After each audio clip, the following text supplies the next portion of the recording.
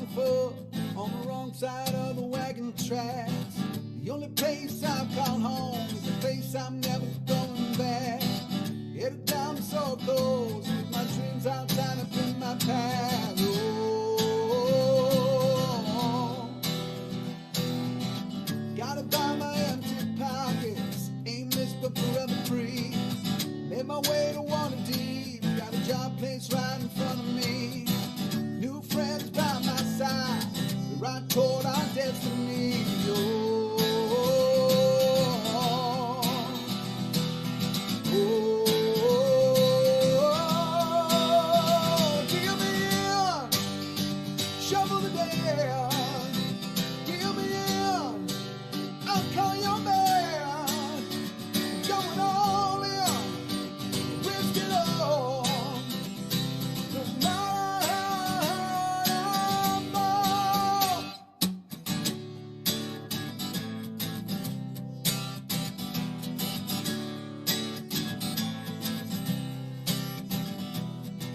Ventured out into the jungle, hunting for an ancient city, tracking down a Chelton cultist, listening to pirate ditties, fought away from zombie hordes. It sure was in video. Life's better with your friends, living on the edge of danger.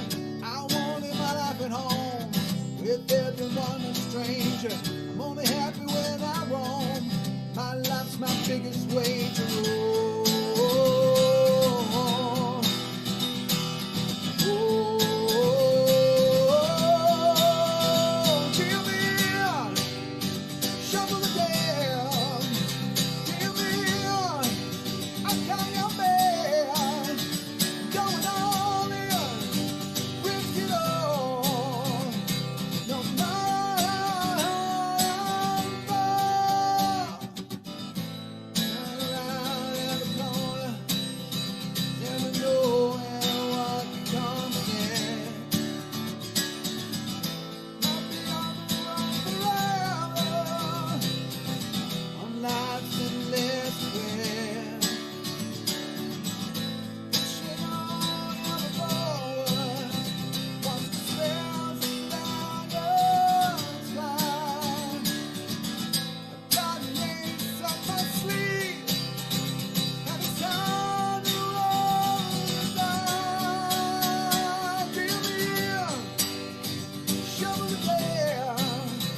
Give me in, count your man. Going all in, risk it all.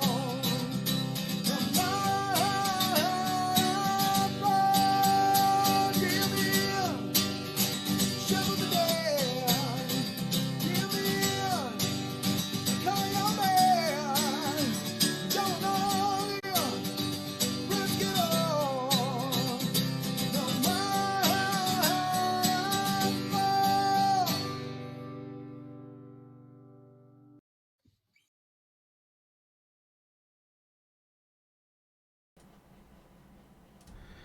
Hello, hello, hello. Welcome back to another Friday edition of Gaarawarr's Guide to Everything in Idle Champions of the Forgotten Realms.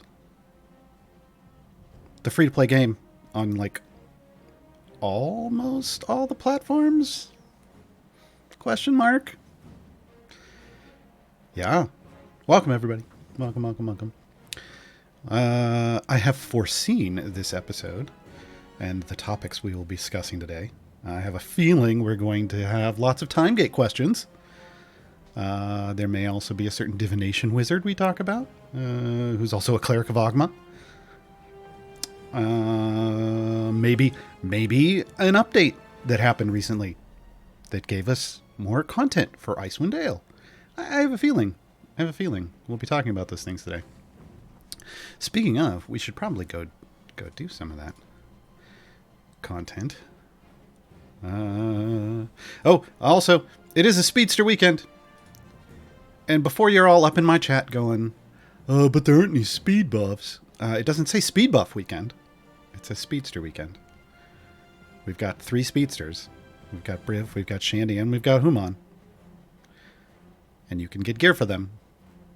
So, you know, I don't know. I don't know.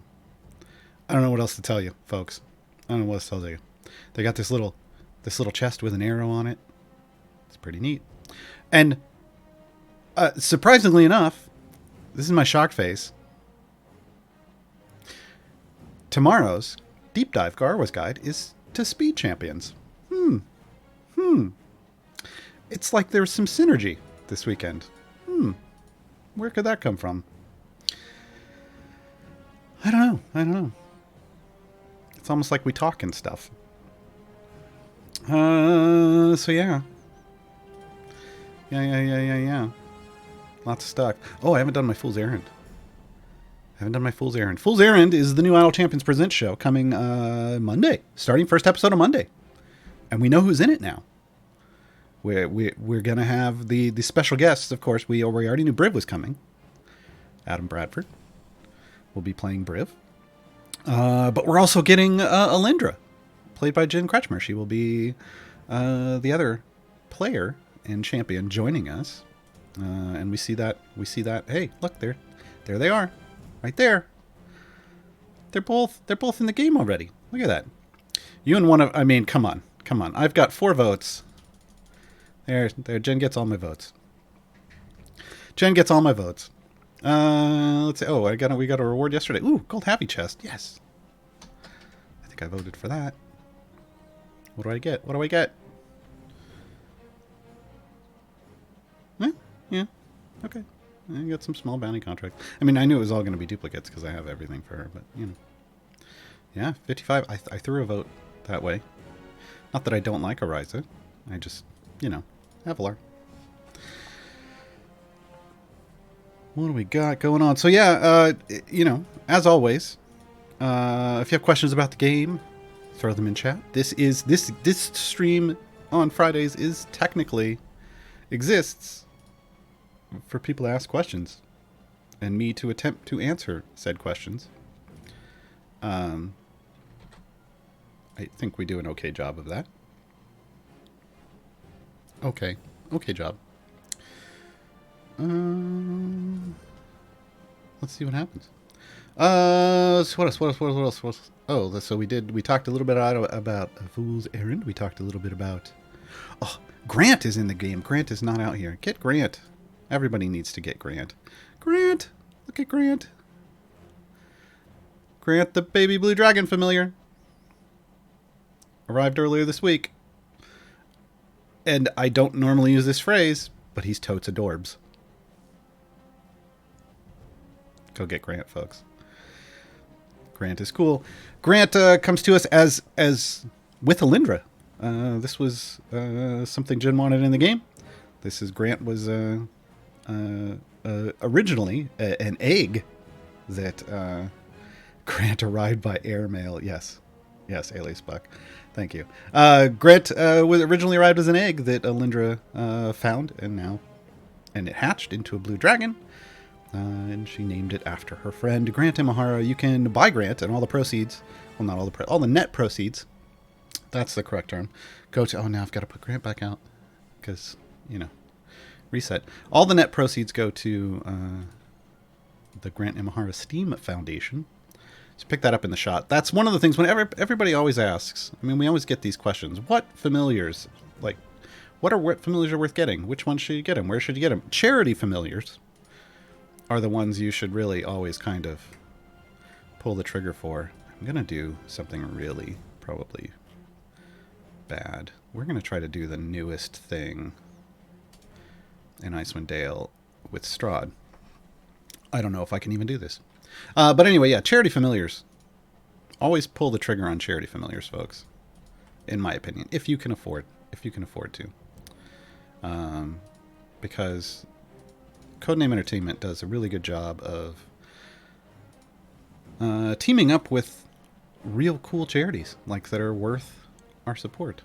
They do it with Take This in the past, right? Back when conventions were a thing, Idle Champions sponsored Take This AFK rooms. So, you know, they're continuing to do that.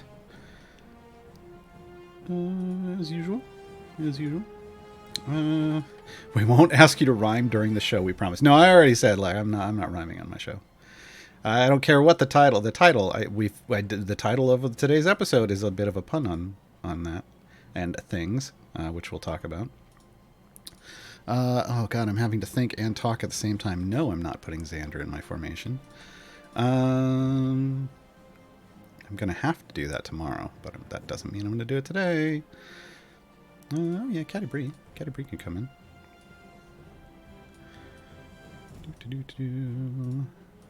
I don't know what I'm doing with this formation yet, people. We'll get there. How do I use the code? Dustiest Acorn. That's a good question. I haven't even used the code yet. You go to the shop. Somewhere in your shop UI here on Steam. It's up here at the top right. It says unlock a locked chest. And this opens up and you get this cryptex. And then you just kind of copy paste. I'm going to type it in because that's quicker for me as I'm sitting here at a keyboard. And ba-bam, you get a chest. That simple, folks. That simple. Also, while you're getting free stuff, if you're new, open up the menu. Whoa. Okay, open up the menu and click on the newsletter and sign up.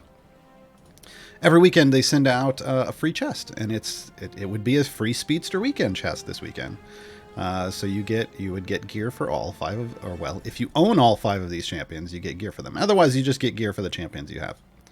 But free chest, free gear, that's nice. And like over the holidays, they've given us free skin usually. So yeah, go do that. But you also get Hitch. I shouldn't undermine this. You get Hitch free for signing up for the newsletter. Speaking of, you know what? This is a good time to throw Hitch in as a DPS. I know, some people are always like, Hitch is a DPS? Well, yeah, he can be. And I'm going to go, this is not, you know what? No, I'm going to stay to what I should be doing. Charismatic is the best option for what I have for him. We're going to do that. Can you save weekend chests? Absolutely. And I think you should, honestly. If you're brand new and all you have is Celeste and Tyrell, sit on that chest. Because you'd only get gear for 2 champions that you're already going to get those gear for them out of regular chests. So you want to wait until you have some more of these other champions before you start doing that. And Briv is going to be arriving Wednesday with Festival of Fools, along with Alindra and Rosie Beestinger. Am I right? Did I get it, chat? I need polls. Does Gaarawarr remember what's coming? Yes, I did. There she is, Rosie Beestinger. So yeah, that's going to be a thing. Okay, have I done this for me? Oh, wait, I need a tank. Do I get a tank? Ah, Nova. Thank you, Nova. Whew, I get a tank. Oh, I also get a Zorbu. I was kind of hoping I wasn't going to have a Zorbu. Hey, there's a Rosie. Let's do... Ooh, I don't know. I gotta look.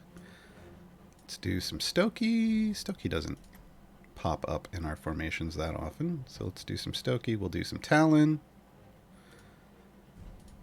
Because they're very talented.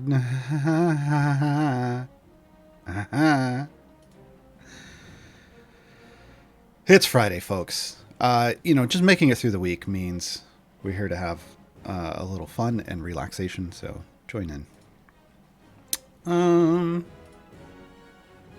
Is this acceptable now? I feel like I'm still...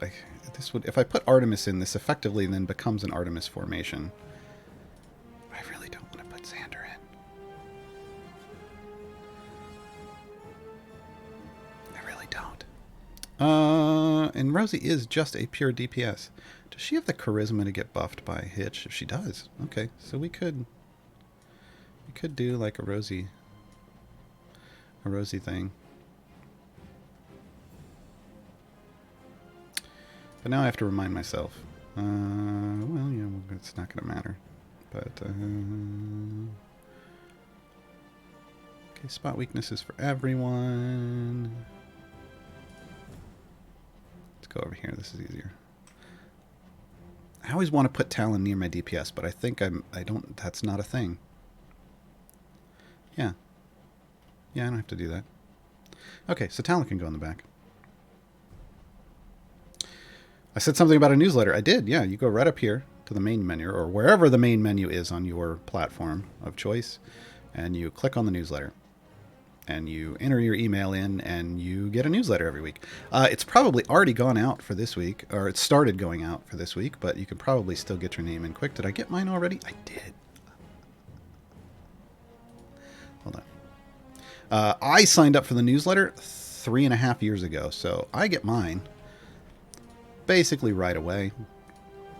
The later, like the more recent you've signed up, the longer it takes for you to get it, because it's basically just going through a list one by one and emailing it out, so it doesn't crash everything. Look at that. Yeah, gold speedy chest.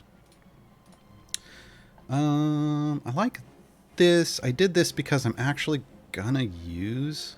I can't believe I'm gonna do this. I'm actually gonna use Xander. Who is currently targeting... Oh, it's targeting Rosie. Okay, so I can go journaling.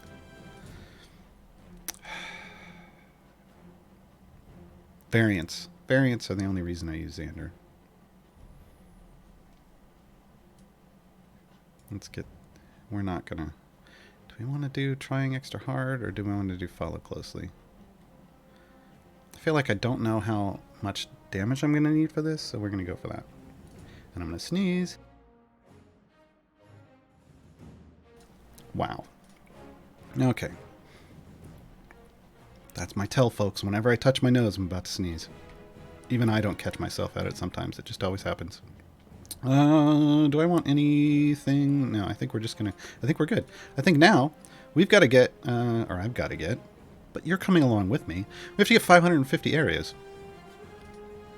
So let's throw some speed potions in.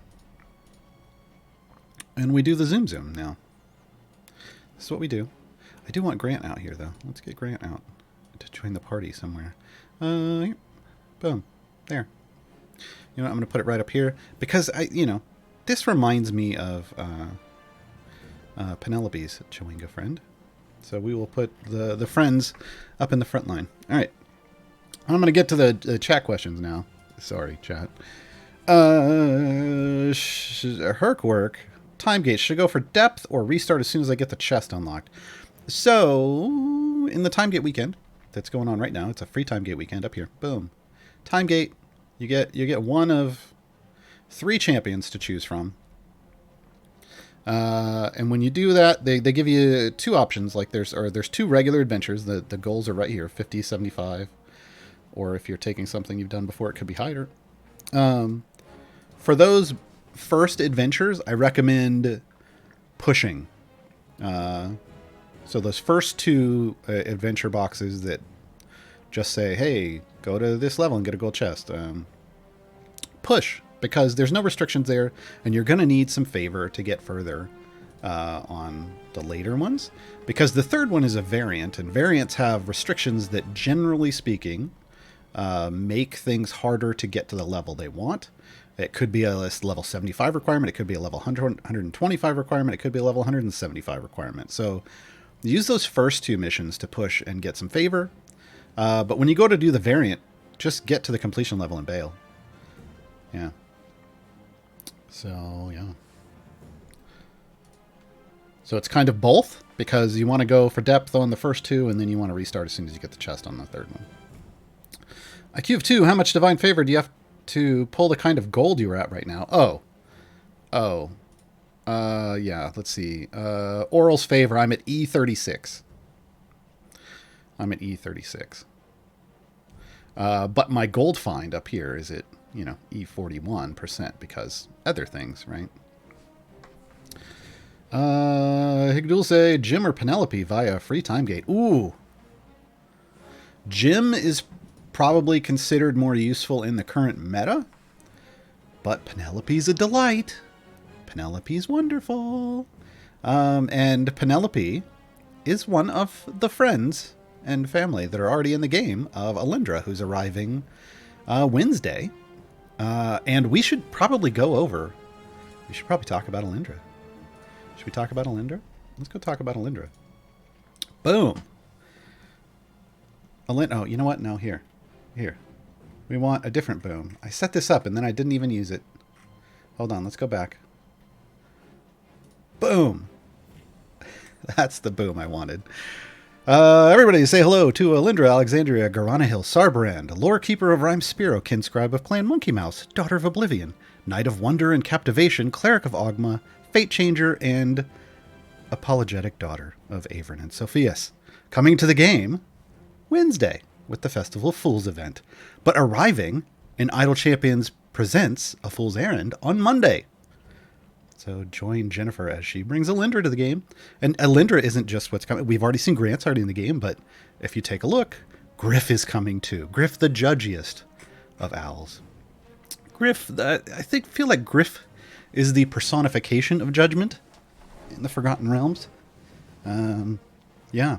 So there's going to be some synergy between Penelope and Alindra, and Briv, who's already in the game, but arrives also with, returns with Festival of Fools. So yeah, I mean, you can go for the overarching current meta, or you could take a little gamble on friendship and magic, and go with Penelope.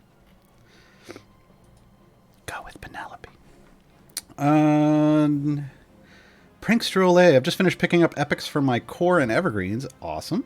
Would you suggest picking up champs I don't have or focusing on item levels? So with your time gates, you kind of have to make informed judgments about that, because it isn't just one or the other.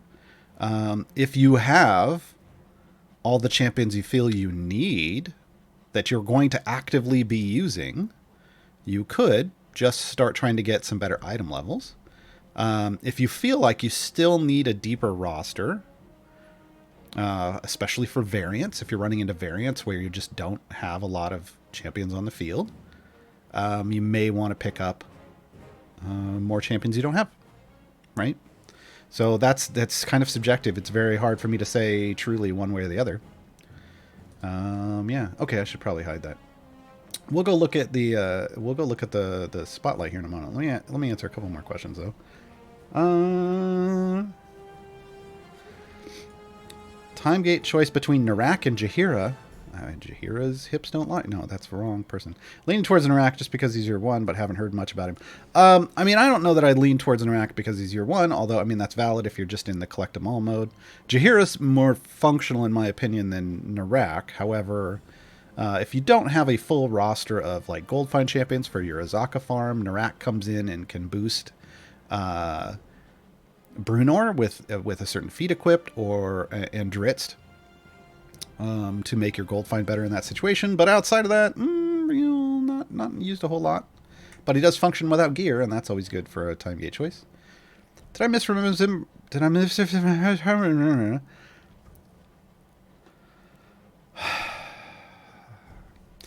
Honky Tonk Hero. Did I misremember Zorbu being in the next event as well? Yes and no. Yes, you did, because it was never a part of a Festival of Fools. Zorbu was originally, in year one, a part of the event we just had, Fleet's Wake. So you're close. You're close. But year one champions no longer are part of those events. They are time gate champions, effectively. You can only get them out of a time gate. As are any year two champions whose event has already passed here in the year four event cycle. So there's only ever 3 champions available in an event at any given time. And it's always the 3 most recent ones. Is it worth it to put points into the click damage? Heathen Bookie, if you'll notice, I am putting points into click damage. And the early game rule of thumb for that is if you look at the level that you have your click damage at, mine's currently at 241, and then you look at the level that your current adventure is on, mine's at 118, if your click damage is higher than your adventure level, you can keep putting points in click damage. Because it will keep instantly killing things. That's what's killing all of these enemies, except for the armored ones. Or segmented, or whatever the heck they are that I don't like. Yeah, you can keep going. But once your adventure level gets higher than your click damage level, stop putting points in your click damage. Now, for people who don't have a lot of favor, that may be 5 or 10 levels in. But as you get more favor in that campaign, you're going to be able to push further with click damage. It's basically a way to speed up your progress through the beginnings of a level is to use click damage. There is also an in-game strategy that it revolves around click damage, but that requires insane, outrageous amounts of favor.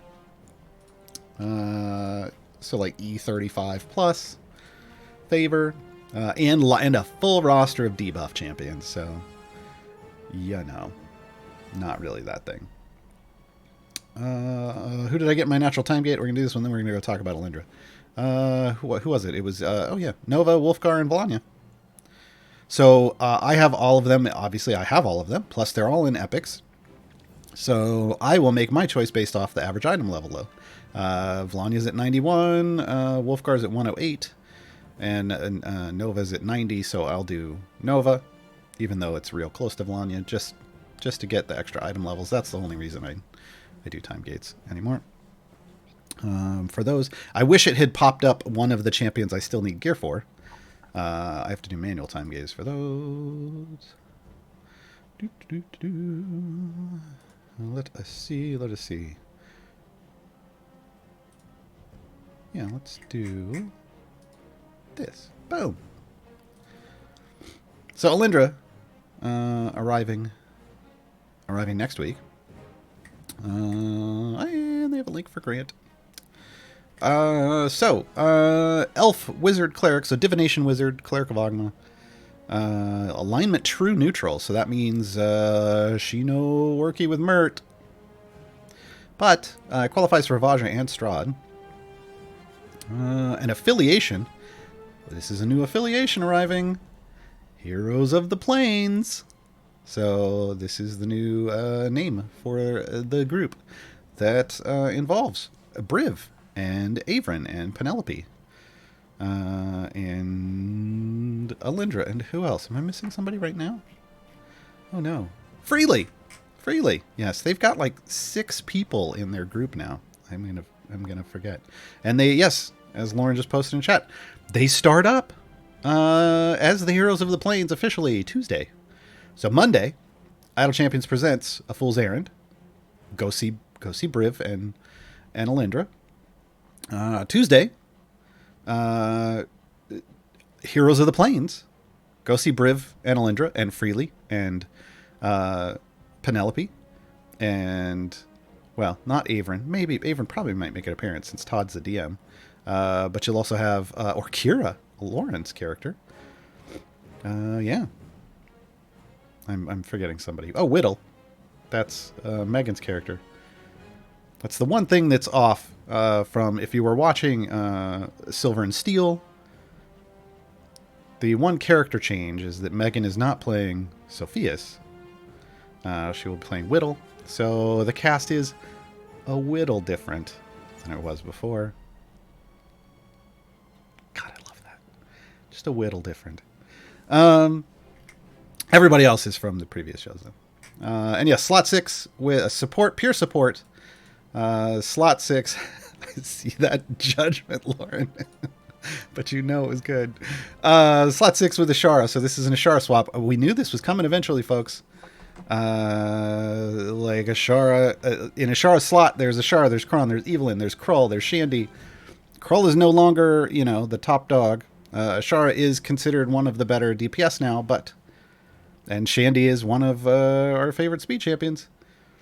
But now we're gonna, that was the only slot that they only had like 5 champions in. So now there's 6. Now there are more options. More options are nice. Me and Kev, we don't do any leaks on this channel. So, no. What else? Let's see. Let's talk about abilities. Remember, this is just kind of a snapshot, an extraneous snapshot of the champion and how they work. We don't know any of their scaling, right? Until they come out and we see all their multipliers through leveling and whatnot. We won't know exactly how strong Alindra is, but we're going to talk about just some of their abilities, and I find them interesting. The basic attack is a Mind Spike. Just, don't use it on an infinite sea of undead. folks.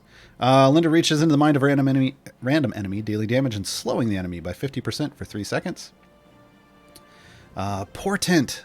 Yes, every 30 seconds, Alinda randomly chooses up to 2 adjacent champions and peers into their futures, helping guide their attacks and increasing their damage by 100%.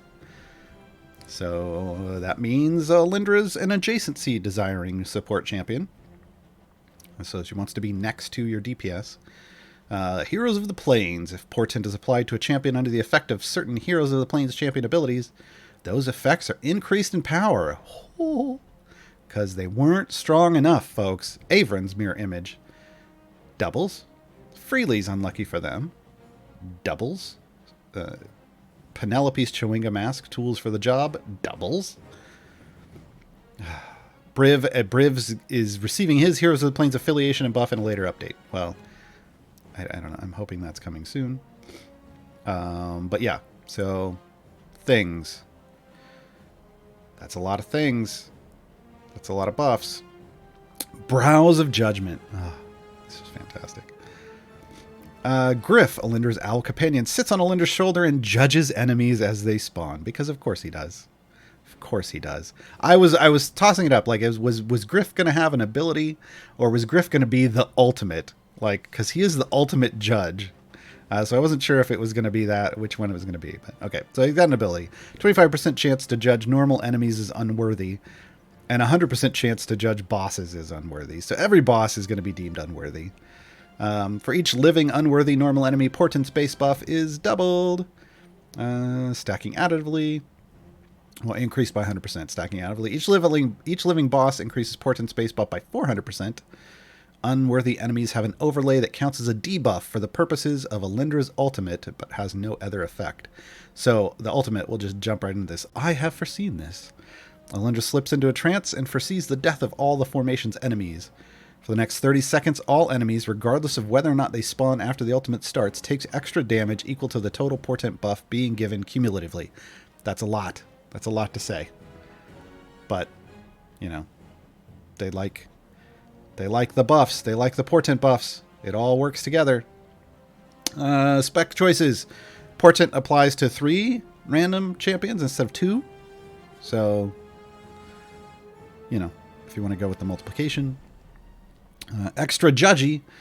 Doubles Griff's chance to judge enemies as unworthy with Brows of Judgment. So that goes from, 25% to 50%. And then increases the buff by 100% as well. So, yeah. Lots of stuff going on. We see the usual support stuff. So all champs damage. And then Portent, Heroes of the Plains, and a Brows of Judgment all get their own items. And then it's just ultimate cooldown for the 6th one. So yeah, you can pick this up. This is on the CNE blog. It's also posted in the Discord. And I just dropped it in the chat. So go check that stuff out. Let's see how we're doing. How far we get? 238. Still moving along. And I'm still above my click damage point, so that's good. All right, back to questions. And how much plus favor, additional favor, should you complete a quest and start over?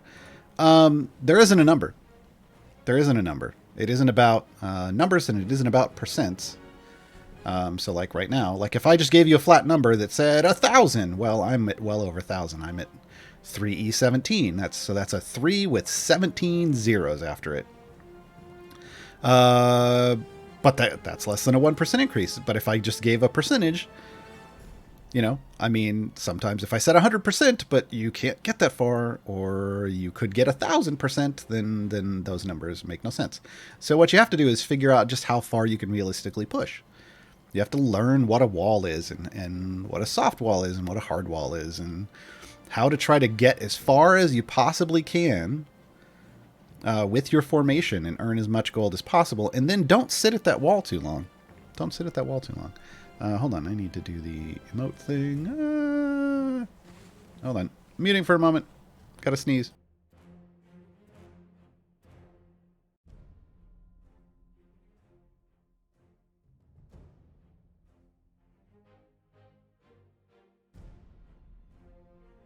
Okay.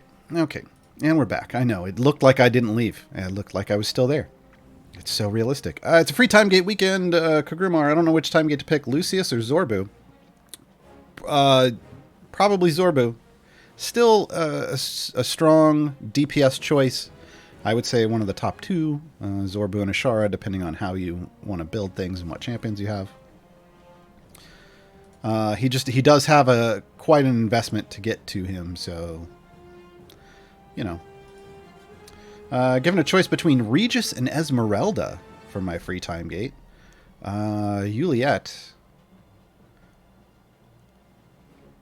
Regis is probably the generally acceptable answer to that. I will say I love me some Esmeralda. As you can see, I've got her in this formation.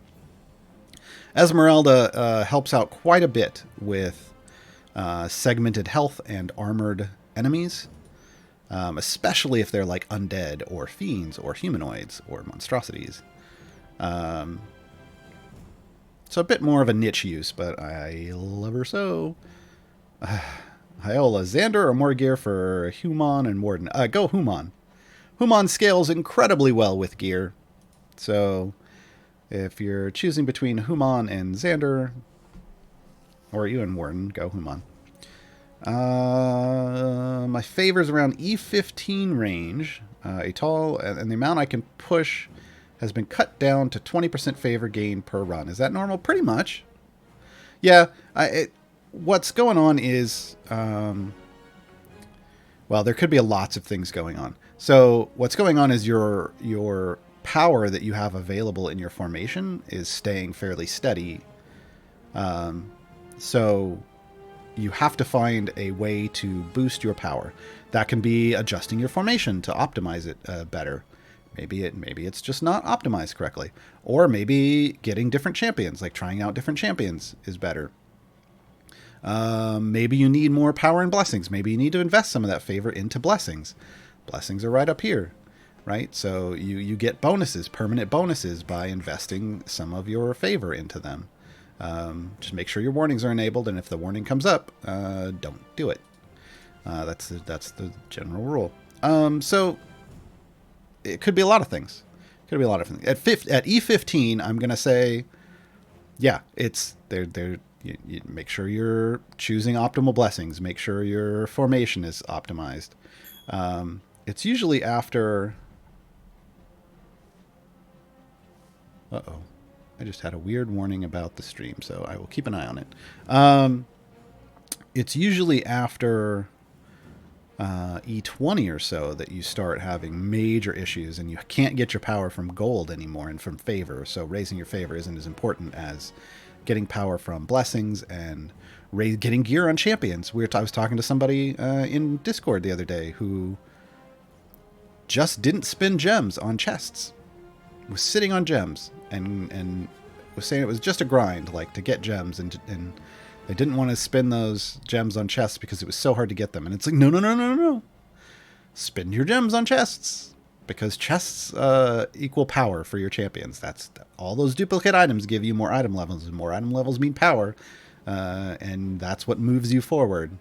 And rarity, like chances at higher rarities of things, like that's your progression. You have to keep investing in that progression to move forward. So there's a lot of things that could be slowing down your favor gain. You would need a deeper conversation, probably in Discord with somebody. I'm Wicked, new account, 200, my preset limit time gate. I don't know. What all that means. Time gate choices, Gaarawarr or Melf. Both are fantastic. Melf is a speed champion. I'm going to talk a lot about Melf tomorrow on tomorrow's show. 9 a.m. here on this channel. 9 a.m. Pacific. Grama is a great debuff champion, so, it depends on what you need a little more of, but they're both good. Darius, do global perks from patrons stack? All global perks work. All global perks work together, as do all global blessings. So if you're talking about, like, does this all champs damage stack with this all champs damage, stack with this all... Yeah, they all apply. They're all just separate multipliers. So think X times Y times Z times Q times P. Like, they all get added into the mathematical equation. That's why you want to pick them all up. Time gate choices. Annul Mentor, Dinar, Bin Winner, Puent. I would go Dinar on that one. I'd go Dinar. Benwin and Puent are really kind of niche use at the moment, but Dinar is a really solid support and healer with some crowd control. Gaarawarr, Xander, Lucius, or Cathris. Ooh, Lucius or Cathris, depending on what your preferred flavor is. Like, are you going for more Heroes of Herois, or do you want more, like, Akink the C team? Can any champions improve my offline gem farming? No. That's not how that works. Offline, so here, folks, offline stuff is a simulation that is based off, or the last I heard was based off determining if you can complete the requirements for a level within a minute's time, which is why you move forward 1 zone per minute in offline progress. So it's not speeding up how, like, if you can have outrageous amounts of power and even speed or whatever, but it's just going to move you forward 1 zone per minute because that's the calculation that's being run. What are the champions that have an ability that doesn't reset after a reset? So, yeah, like Zorbu, Torgar, Black Viper. There you go. Morgaine would be the other one. Morgaine, who we have in right now, collects gold. And that gold collects forever, paid up front. My current total gold collected is 2.63 E176, which gives me an 880% bonus to this ability. Yeah, this, you put Morgaine in when you're doing like a deep favor run, and you're doing your Azaka farm, and you've gotten most of it, and you're ready to reset. You don't know that you're going to get a whole lot more for that. Then you throw Morgaine in and you let her soak up some gold for a while so that it boosts her bonus. Is Cradle worth it? Oof. Ayla and Cadibri are my other two, but they're all purple, shiny, or gold. Cradle has 1 blue slot. I mean, so there's top tier champions. There's a really solid group of mid tier champions, and then there's people that are kind of low tier champions that just don't see a lot of use. And I would say Cradle's in there currently. There aren't a lot of situations where you're like, oh, this is the perfect time to use Cradle. Yeah, it just doesn't happen a whole lot, unfortunately. But I mean, if your other two are all purple and shiny, like purple and gilded, then you're going to pick Cradle, because you still, I mean, it's just like I'm using Xander right now. He's what I had available. It's what's going to work in this situation, and I got to get to 550, so it's Xander time. So it's good that I have my Xander in full epics, because I may need every ounce of power I can get from him. So yeah, go Cradle. Soundcraft, I do wonder who to choose, Artemis, Ishii, or Walnut. Do note that I do not have a champion that swaps with Jarlaxle yet. Oh, well then yeah, do that. Grab Ishii. Work on because you want to have 2 champions in every slot. So get your swap with Ishii, because that's going to help you unlock Split the Party, which is gives you multiple parties and your Modron core. So yeah, grab Ishii. Max Lucas, how to beat the Seeds of Deceit tree at level 200 that makes all my characters sleep or die in a few seconds. That's super specific, so I don't... Like, I can't go look at... I can't go back. Here's the way Idle Champions works. Once you've done a variant, you just can't go hop in it again and try and see. If someone could tell me where the heck Seeds of Deceit is... I want to say this is just the big tree that thwaps your whole party. In which case you need, if that's the case, you need more health. It's in Barovia. Okay. Then yeah, I think that's the tree that thwaps your whole party. I could be wrong. You would need more health. So adding another tank champion that is sharing its health. Seeds of Deceit. Yes. Yeah. Is this? Yes. Visions of Strahd. That tree. Yeah. So you need more health. You need more health. So you're going to want to have an extra champion, an extra tank or 2. You're going to want to use health potions. But yeah. Yeah. That's... If you're dying, anytime you're like, oh, all my characters die in a few seconds. Well, that means you don't have enough health to be there. You don't have enough health to be there. So fix that. Rebuild your party so there's more health. If you're using Nayeli, that means you put her in her devotion spec. Not vengeance. Devotion. Devotion is her tanking spec. Keep that in mind.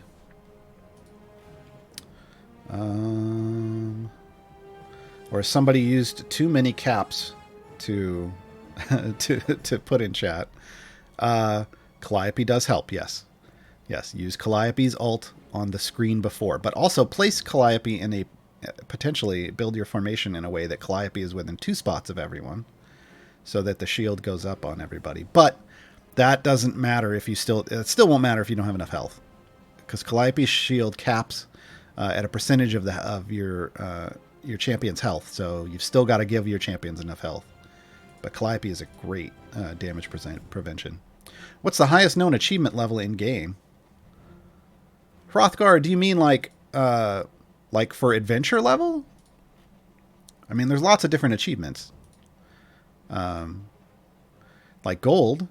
I don't know if there's one over this, but this is effectively, for all intents and purposes, 1E200 gold, right? So there's a high one for that. I don't know if there's one after this. I feel like with 5%, these are the last ones. No, I kind of know they are, because I'm within 6 of getting all of them. So yeah, this is the last. For gold, it's 1E200, basically. For item levels, it's 5,000. Oh gosh, I'm almost at 2,000. For feats, you gotta buy 80. For levels, it's level 1,000. You gotta pass level 1,000, and that's the last adventure level one. I had put Hitch in here. I was going to use Hitch for DPS because I need to get his kill enemies, but oh well. I'm almost there for Azaka. I haven't even bothered trying with Alcorias yet. I need to knock those out. Maybe this weekend. Evelyn or Ayla? Ayla. Yeah. Ayla's the best tank in the game. I'm just going to stop talking about Tyrell. Tyrell's the second best tank in the game. Ayla's the best tank in the game.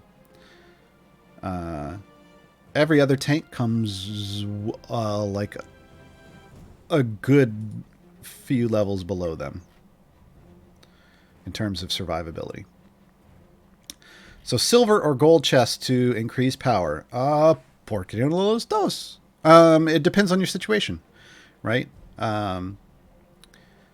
If you still need, if you're just starting off and you don't really have much gear, silvers. Because silvers are going to be inexpensive ways to get you at least gear, some kind of gear, in all of your gear slots. Once you've gotten up so that everything in your core and evergreen is at least green, then you start buying gold chests, because you want all those guaranteed blue upgrades that come out of gold chests, which will get you to at least blue, and start you on the journey to getting full purples, full epics. And honestly, I'm at full epics now, and I still spend all my gems on gold chests. Because you earn lots of silver chests. I mean, look at this. I've now saved up. I've been saving these. I didn't burn them all last event, so I've got 2,500 silvers. I'm waiting for our next evergreen champion to arrive before I open those. But when I go to spend my gems, I spend them on gold chests, because gold chests are what give me bounty contracts, and bounty contracts are what give me gear for event champions during an event. So, yeah, I don't know. So it just depends on where you are. Depends on where you are in your power curve. For blessings, does topmost part of the formation mean the top of the screen, or does it mean rightmost of the formation, i.e. top of formation? This is the front, where Nova is. This is the back. This is the top. This is the bottom. So Xander and Shandy are at the bottom. Nova's at the front. Hitch is at the top. But anything on the top is it's the top of each column. So these are columns. If we go back to formation layout, there are 5 columns in this formation layout. The top of each column is Nova's technically the front, the top, and the bottom of this one. Stokey's at the top of column 2. Esmeralda's at the top of column 3. Hitch is at the top of column 4. And Cadibri is at the top and back. But it's the top of column 5. Etc., etc., etc. I think everybody gets it from that point. Stokey or Artemis? Whatever you're feeling. I just did a Gaarawarr's Guide to Advanced Formation Strategy, which basically was me talking primarily about how to build formations around Archon and Artemis, because they build formations differently than you do for other DPS champions. I did that. You can catch the VOD here on Twitch. I don't know when it's going up on the YouTube. Uploads to the YouTube are in flux at the moment. So if you want to catch past VODs of my deep dive shows, you got to get them here on Twitch for now. So if you want to go all in on building in a very unusual way, you could go Artemis. Otherwise, Artemis needs a certain champion pool, though. He wants like DPS/support champions. So you'd need a bunch of those. Otherwise, grab Stokey. Stokey's a great addition. I'm using it right now. Time to get Regis, Penelope, or Paulton. I mean, I think I went over earlier why I think Penelope's a good pick right now. But Regis is solid, and so is Paulton. I think all three of those are good picks. What tier is Avron in? I don't do tier lists, Scanner Brightly, but I can tell you just mathematically, Avron is currently the best support buffer in the game. What is your Morgaine gold levels at? Oh, I showed that. It's way up there. So maybe that question was before I showed that. Which Shark Fighter 9000, which 5 to 6 top tier champs are most gear dependent? Asking for a time gate rotation. Oh, and you throw in Briv, Zorbu, and Huma in here. So here's my question, Shark Fighter, and I'm going to watch chat. I'm pulling up chat. Shark Fighter, answer me this. Are you talking about for speed champions, like for a speed farming formation? Or are you talking about for a wall pushing formation? Or do you want some combination of both? I need to know what you want there, because the answers are different, right? Potentially. Combination of both. Okay. Briv, Melf, and Human are the black holes of item levels. Currently for speed champions. Briv and Human being the most effective use of said item levels. Sentry's also up there for speed if you already have high item levels on any of those.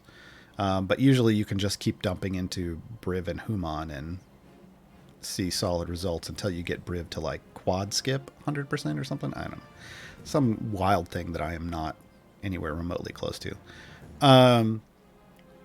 But in terms of in terms of like wall pushing, who's super?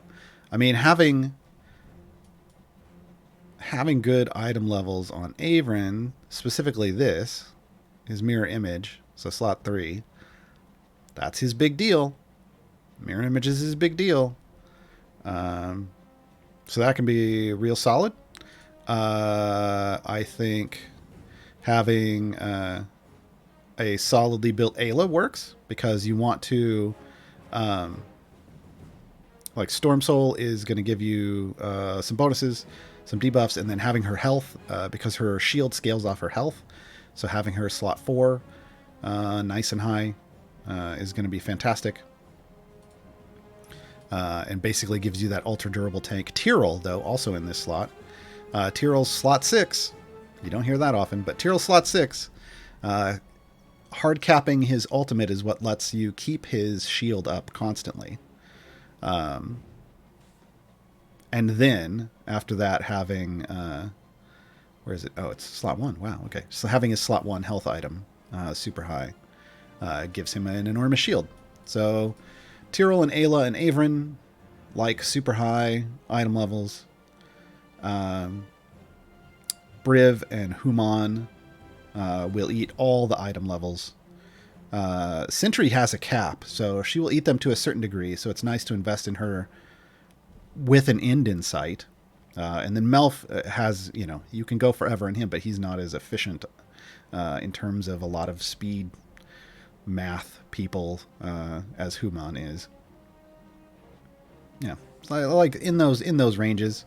I don't know. I don't worry so much about. I mean, you just saw my item levels. I don't worry so much about going outrageous item levels on anyone. I just worry about getting them all to epic, and then I start doing my whole thing where I If you haven't seen it before, I try to keep a floor. So like average item level at 90, that's my floor if they're a full epic.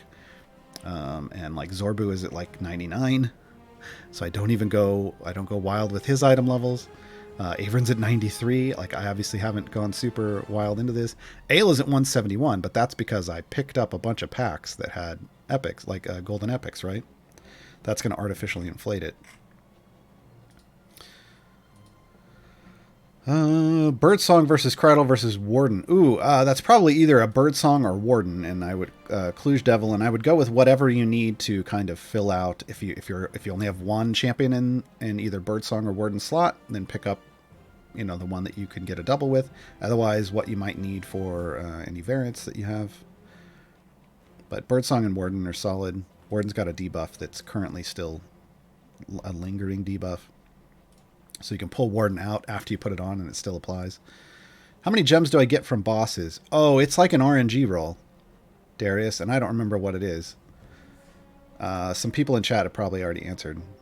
I don't. Does it eventually increase, or can I increase the amount of gems? It's just an RNG roll. It's like a die roll or multiple die off of each boss or something like that. You can't... Is there... No, it's just the chest that goes up. Yeah, you can't change the number that drop off. Oh, right here. Gems dropped by bosses, +1 overall campaigns. So there, yeah, it is there. So you can get +1 gem, which it seems like not a big deal, right? But when you get to the point where all you do is farm bosses, that +1, adds up over time. But yeah, that's currently the only way I know of to increase your gems. Pushing deeper doesn't get you more gems or anything. It's a random roll on each boss when it dies. Freely, Strix, or Nares? Freely. Freely is one of the top tier champions currently. Arveda, so usually put Niall in your buffing spec even if she's tanking, unless the variant specifically requires lots of health. Is that wrong?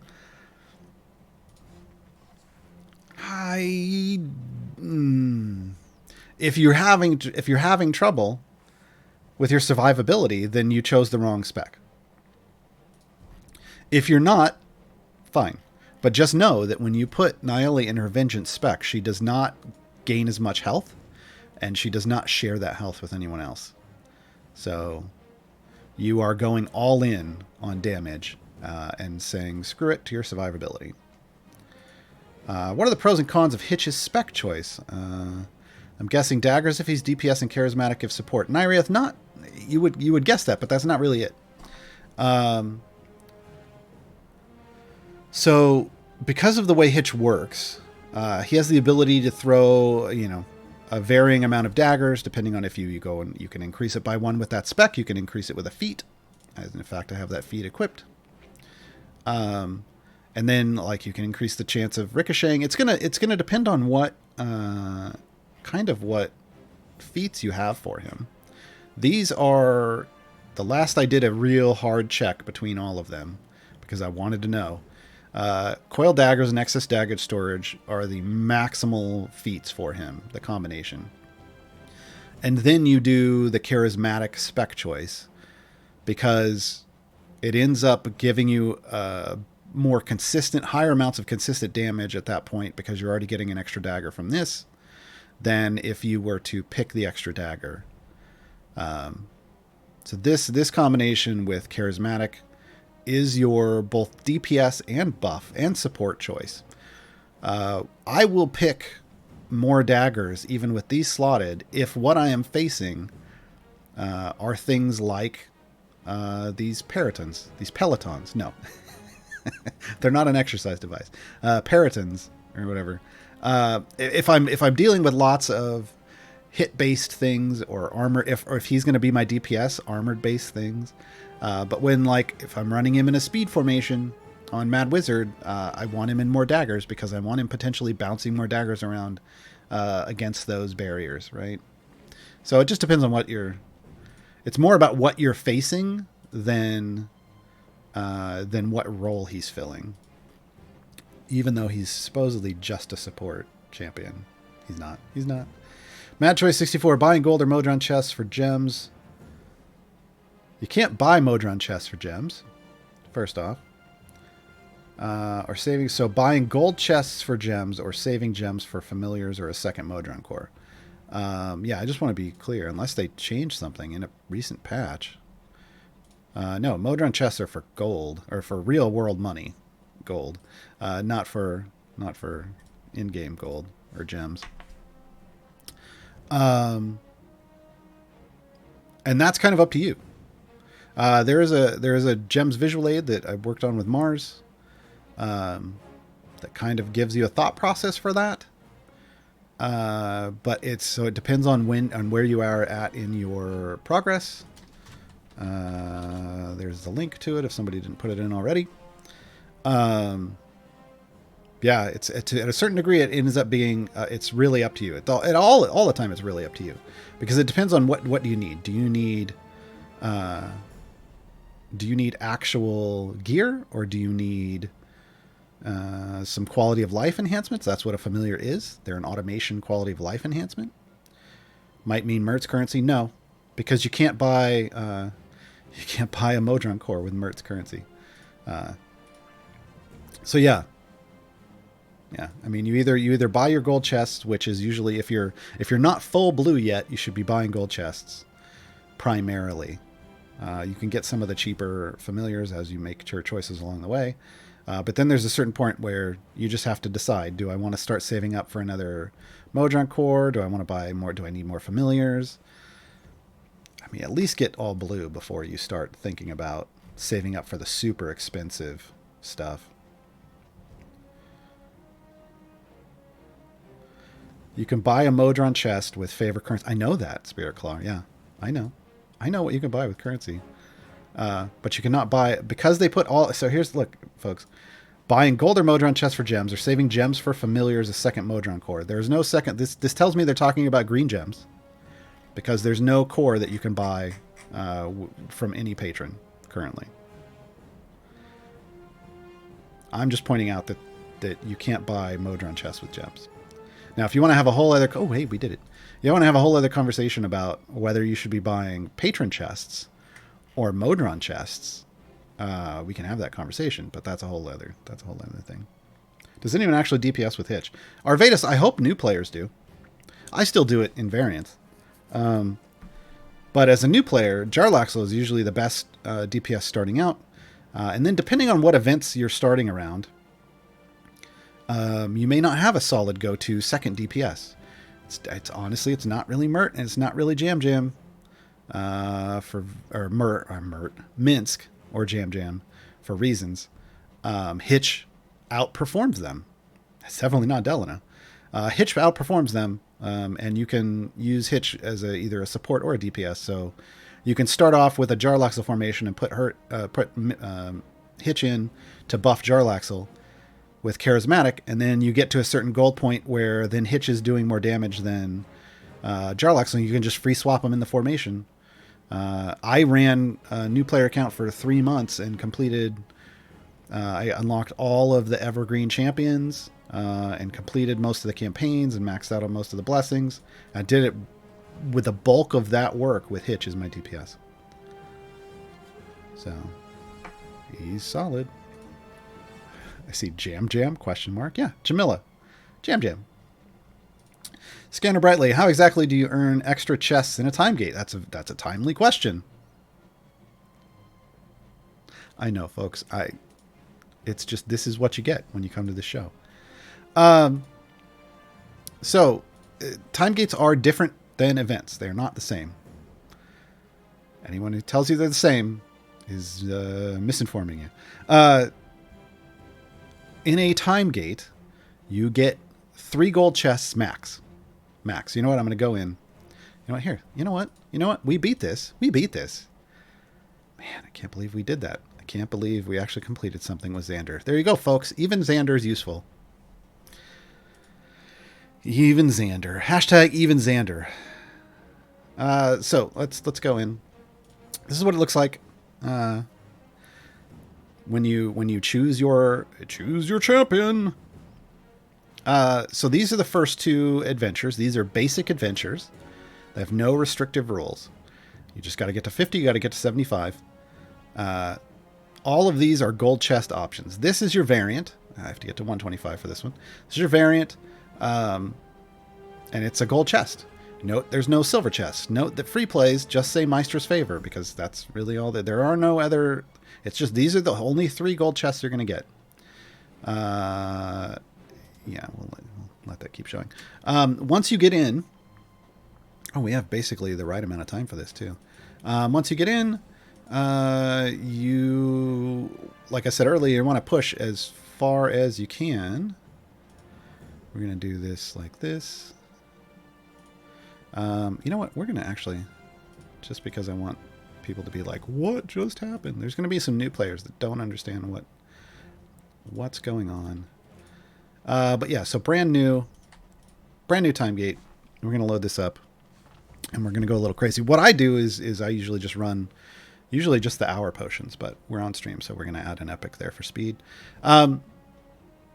For every unique, you gain silver chests based on every unique 100 levels you complete.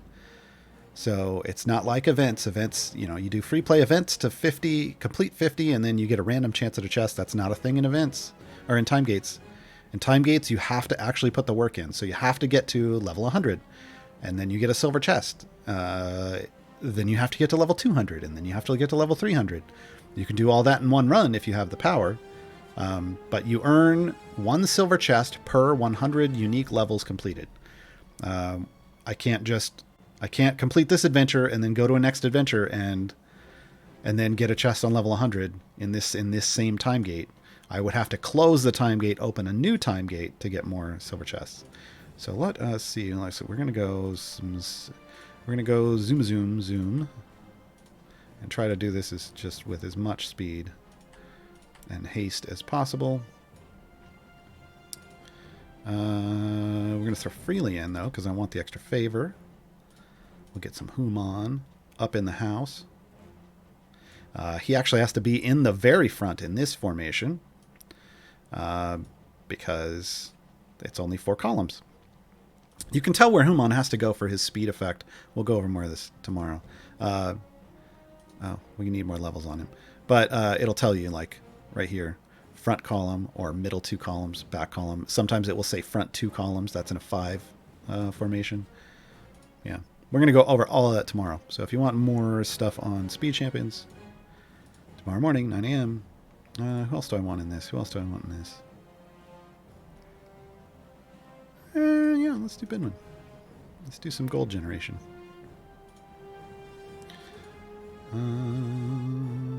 Probably Alo.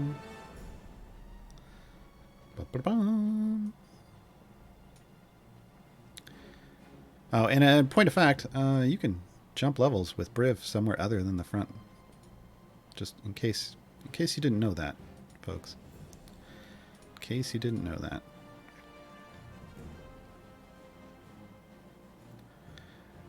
Continue. Now, let's see, I could have just quit there, but I don't want to quit there because I want to get as much favor as I can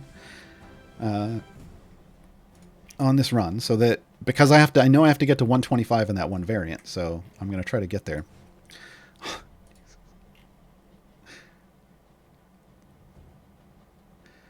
Call me Pask. This is Pascal from the Discord. Can you explain what the blue floaty things do so I don't have to read it? No. We had this conversation. You literally want that information just because you don't want to go read the ability. I'm not going to tell you. It's the one question I'm not going to answer today on Cara's Guide to Everything, because I know you just don't want to go read it yourself. Akpod, how to manipulate buffs for a specific character, because I see that is often random. I'm going to need more clarity on that. How to manipulate buffs for a specific character, because I see that it is often random. I don't know what it is random. What is random about buffs? I know there are certain champions that have buffs, but I need to know what you're asking there, because I'm not quite sure.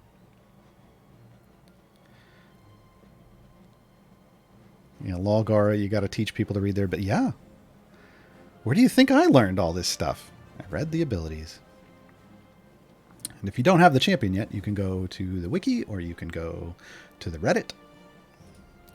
I'm a relatively new player.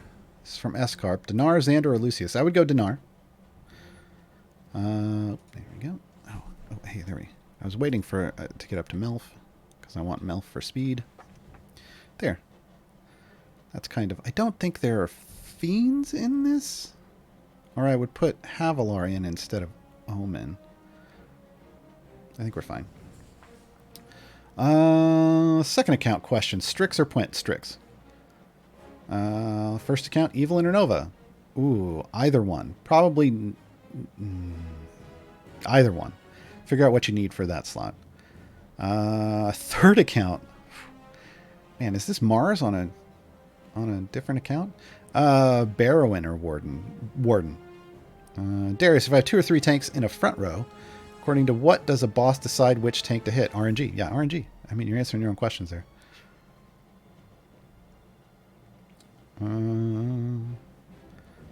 Shark Fighter 9000. Well, yeah, with a boss. So Briv has a taunt, but I don't know that it works on bosses. I've never tested it out.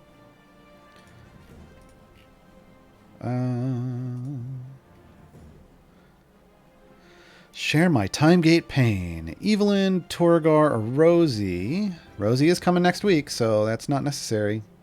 I mean, it looks like based off the gear you posted, Evelyn. Evelyn has 2 greens, so you would want to go Evelyn. Can you still obtain the raccoon familiar somehow? I really want this familiar. Yeah, in wild offers. You just kind of have to wait for it to show up in a wild offer, unfortunately. That's a patience game. That's a patience game. Did Akpod update what their question was? Sometimes one character gets a buff. Sometimes gets different character in the same formation. But buff from who, Akpod? A buff from who? Like, what buff are we talking about? Because that can change things, right? Like, basically, I need a lot more information because every champion buffs has the potential to buff slightly differently. It's all about what their abilities say. So we need to know more specifically which champions we're talking about. Halisim, new player, Briv, Ishi, or Neris. Oh. Part of me wants to tell you just to get Briv, but he's coming in the next event. So, I mean, it's coming on Wednesday, so be patient. I would say Ishi or Neris. If you're a really new player, pick the one that's going to give you the second champion swap for Split the Party. Otherwise, Neris, because Neris is a support, Ishi is a DPS, and not the greatest DPS. Unfortunately, and in the binary best or I don't care situation that is DPS in this game currently, if you're not the best DPS, people just don't really care about you. It's unfortunate. How did you start with so much gold find? A blessing? I just have a lot of AA. Oh. Because this is a time gate. It's my Modron core. It's my Modron core. I forgot I wasn't in a regular campaign. So my Modron core is level 15 and it's fully epic. If I hover over this, this tells you all the things that it gets, and you'll notice there's gold in there.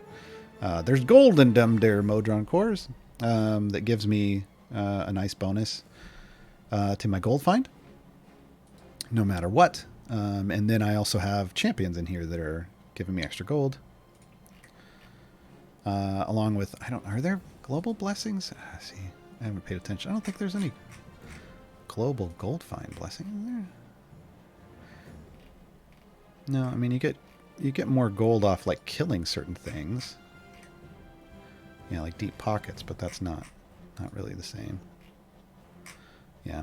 So it's my core and my champions. How am I going so fast?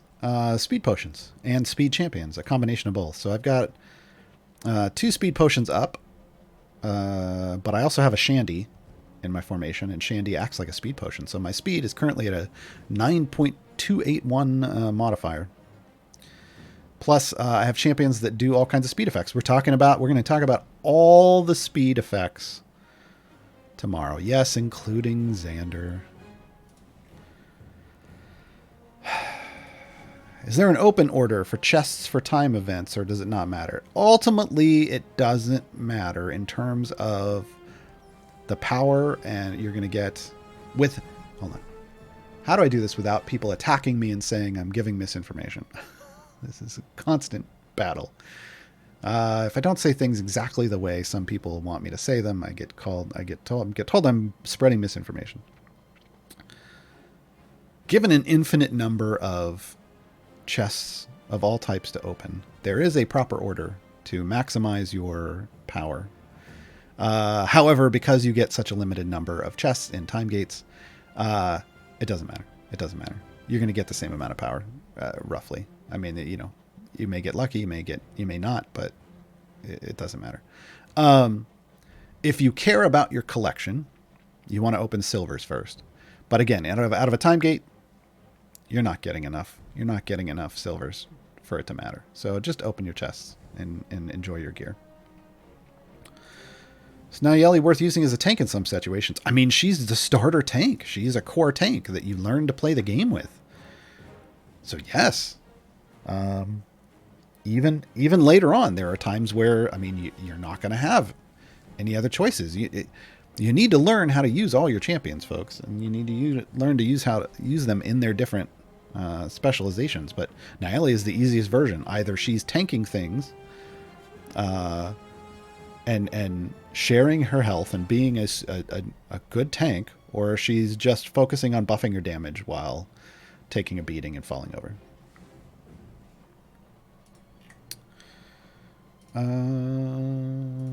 How far should I push in a time gate and why? Norsky. You're not going to like this answer. Probably. As far as it's reasonable for you to do so without a major time investment. And the reason why is, like we kind of already talked about why earlier. For each 100 levels that you can go, you get a silver chest. Now, you may think that's not a whole lot, but when you don't have a lot of gear on a champion to start, it matters. Having any gear matters over having no gear.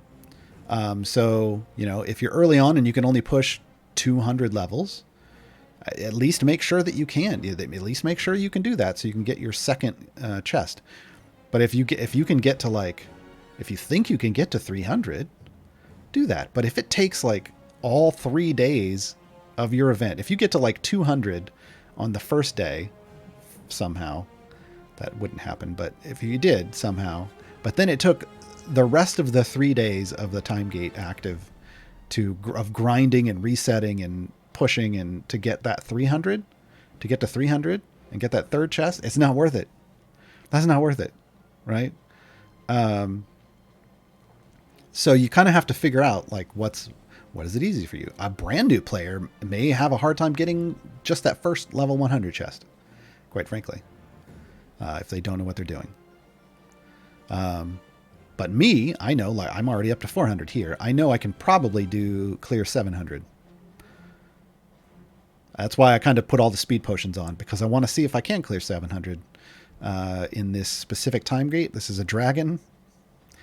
Man, it's a dragon champion, or it's a dragon level 50 boss. So we'll see. Sometimes it's easier when it's not armored. Yeah.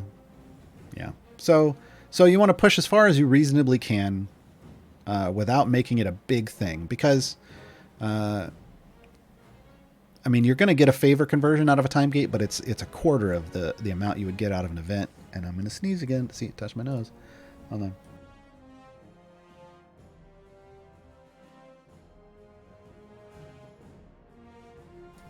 Whew.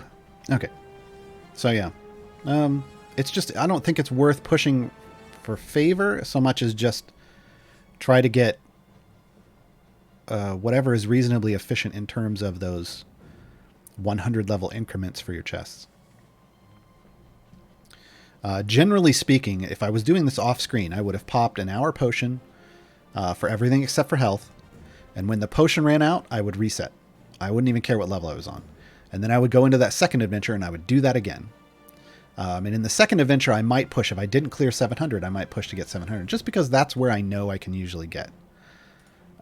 With my current group that I push with, it's very easy and quick for me to get to 700 with the power on my account.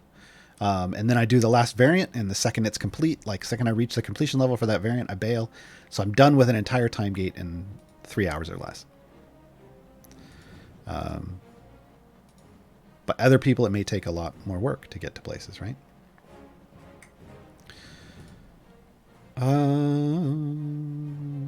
Did we talk about... Let's see, we talked about... Oh, we did one of the Icewind Dale Rime of the Frost Maiden variants. There was new content released. I did both of those. There was a bug with the boulette. There was a bug with the boulette on the first one. If you had a lot of speed champions in. Man. That was annoying. That either people referred to that as the boulette train, or you go with my pun, which is let it go. I don't know. I feel like I like let it go, because it's in get it. It's in the frozen north. Yeah. Yeah. Oh, we've got follow-ups. When I look at the green arrows with a buff, their target often changes. Even Ashara does not target the same human after choosing a path. Oh, you mean like these things? Even these things. I mean, depending on your choices you're making, you're directing those buffs to different people, right? You're going to have to read how they buff and who they're supposed to be buffing. Most of the time, I don't go by these arrows. Most of the time, if I want to know if somebody's getting a buff, I'm going to open this up, and I'm going to go to Formation Buffs, this Formation Buffs tab, and I'm going to look at incoming buffs to see if they're getting a buff that I think they should be getting or not. Yeah. But if... Yeah, I really dodged a boulette there. Yeah, Ashara gives a fixed buff out, but you can alter things and add more if you get to her second spec choice. But there are champions who randomly apply to different people, like Avrin randomly applies buffs, so that can change. And sometimes it depends on where Melf buffs differently, different distances based on where you put him in a formation. So there's lots of rules that you have to understand, right? Cheez-It Bridge. Should I pick Stokie, Jaheira, or Farida? I mean, my follow-up question I want to ask is, how new are you? Because I feel Farida is a great new player transition champion for DPS, like after Hitch.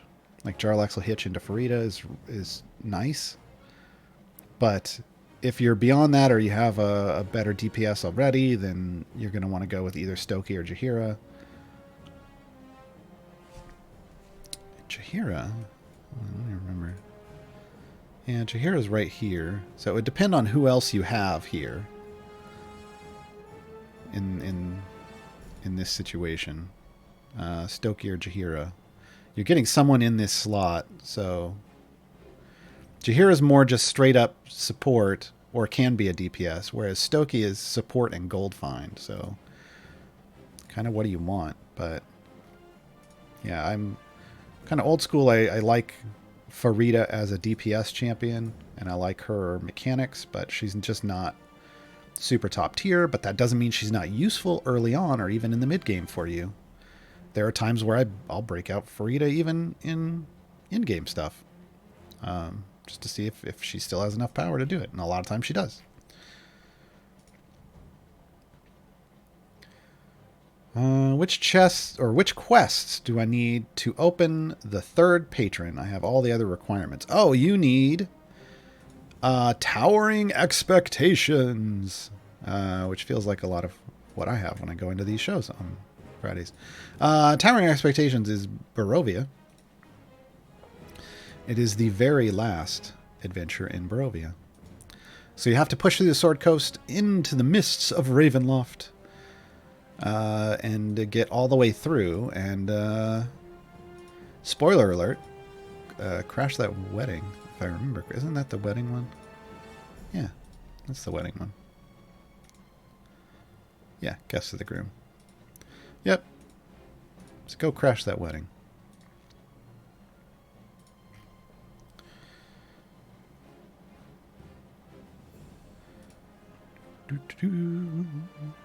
Let's see. Where was I? Ah, here we go. Wazins, should you open Electrum chests for a newly opened Time Gate champ before the silver and gold chest? So my preferred order is silver, named silver, Electrum, then named gold. However, Wazans, I would hold on to those Electrums until you grab your event champions too. So you got a Time Gate champion you're getting right now, but on Wednesday you're going to get, if you're new, you're going to get 3 more champions potentially, or at least 1 more if you're not new, because Alindra is going to arrive alongside Briv and Rosie. So those Electrums can help gear up those champions as well. But I do personally, for my own account, prefer the order of named silvers, then Electrums, then gold chests, because I want those named silvers. I've got them. I may as well use them appropriately. So I do that first. And then I let the Electrums try to attempt to fill in gaps after that. On a new Epic Games account, only unlocked last event and crawl from first time gate. Friend has Gromma, Sentry, or Cathris. Which one did you pick? I would Gromma. Yeah, Gromma. Gromma's going to be a fantastic debuffer early on, and even later on. Oh, we're at a point where I need to make decisions. We're going to have to give up some speed here. Come on. Oh, I've got ranged enemies. That's why. I'm like, why are they not? It's those ranged kobolds. We can move Human back here. Now we can push forward with the damages. Yeah. I've reached the end of at least one of my speed champions journeys. When I click on the shop, it takes me to chests, and clicking on go to shop from chests does nothing. Click on the shop, it should take you here. Whereas if you click on this chest button, which I don't understand why it exists, that takes you to chests. And then visit the shop should open this up. If it doesn't, if these things are not working differently for you, then it's time to contact Sean and submit a ticket. You can do that down at the bottom right, at least on Steam, which is the support button.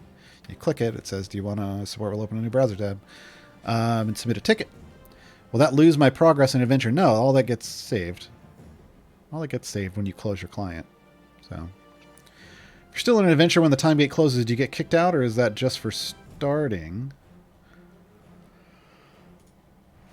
Man, I haven't left a time gate up for so long. A part of me wants to say it kicks you out of the time gate. It's an event that'll let you stay in forever. So I feel like the time gate closes, it closes, and you're forced to convert your favor. I think it's just an event you can stay. I left it, like, multiple people have made accounts and then just started an event, and then they've set that account aside because they were done with it anyway, and then come back like a year later and they're still in the same event. So yeah, time gate should kick you out.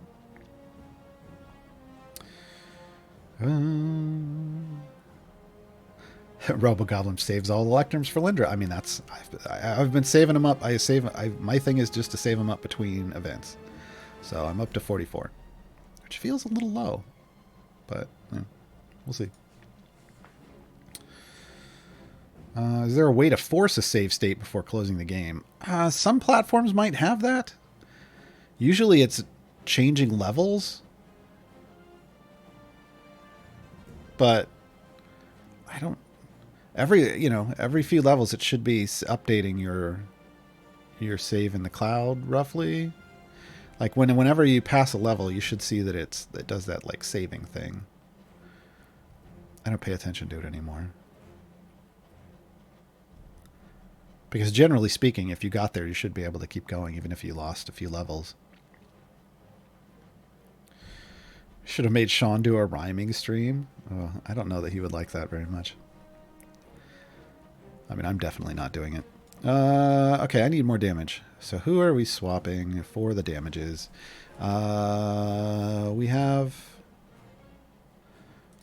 a dragon boss, so we're going to do... Oh, I didn't put them in. I was supposed to put... There we go. Okay. We're just going to go with that. Maybe go boom. Nope. Nope. I just don't have the damage. I need an actual DPS in. Actual DPS. Do I want to swap somebody out for the actual DPS? Or do I want to just use... So I guess we can just... No. Let's put Hitch in. I'm like, no. No. I want Hitch. I want Hitch DPS. Right. Boom. Level up.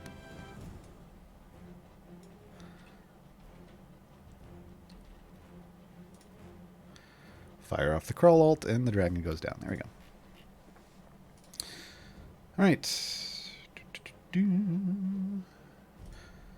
Sharkfighter. I now have all 3 patron familiars. Nice. Congrats. I need 125,000 more gems for my strong core. Do you think I should keep running patron variants or run non-patron variants for faster gem farms?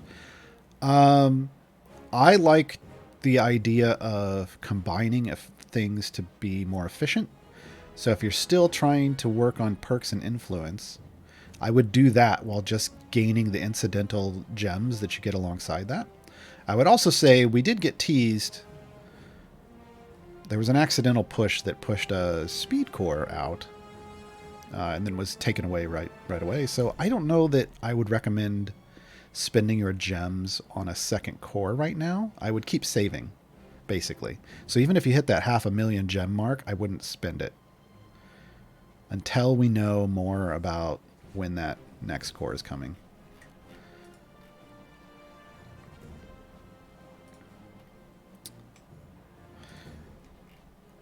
No, I got the pun. Why do you save up chests? Norski, because I have... Everybody is in full epic gear. Especially considering these... Like, the silver chests only drop gear for your core and evergreen champions. Those are all in epics. Those are all fully gilded, which means they either have a shiny or a golden card for all of them. And they have... like...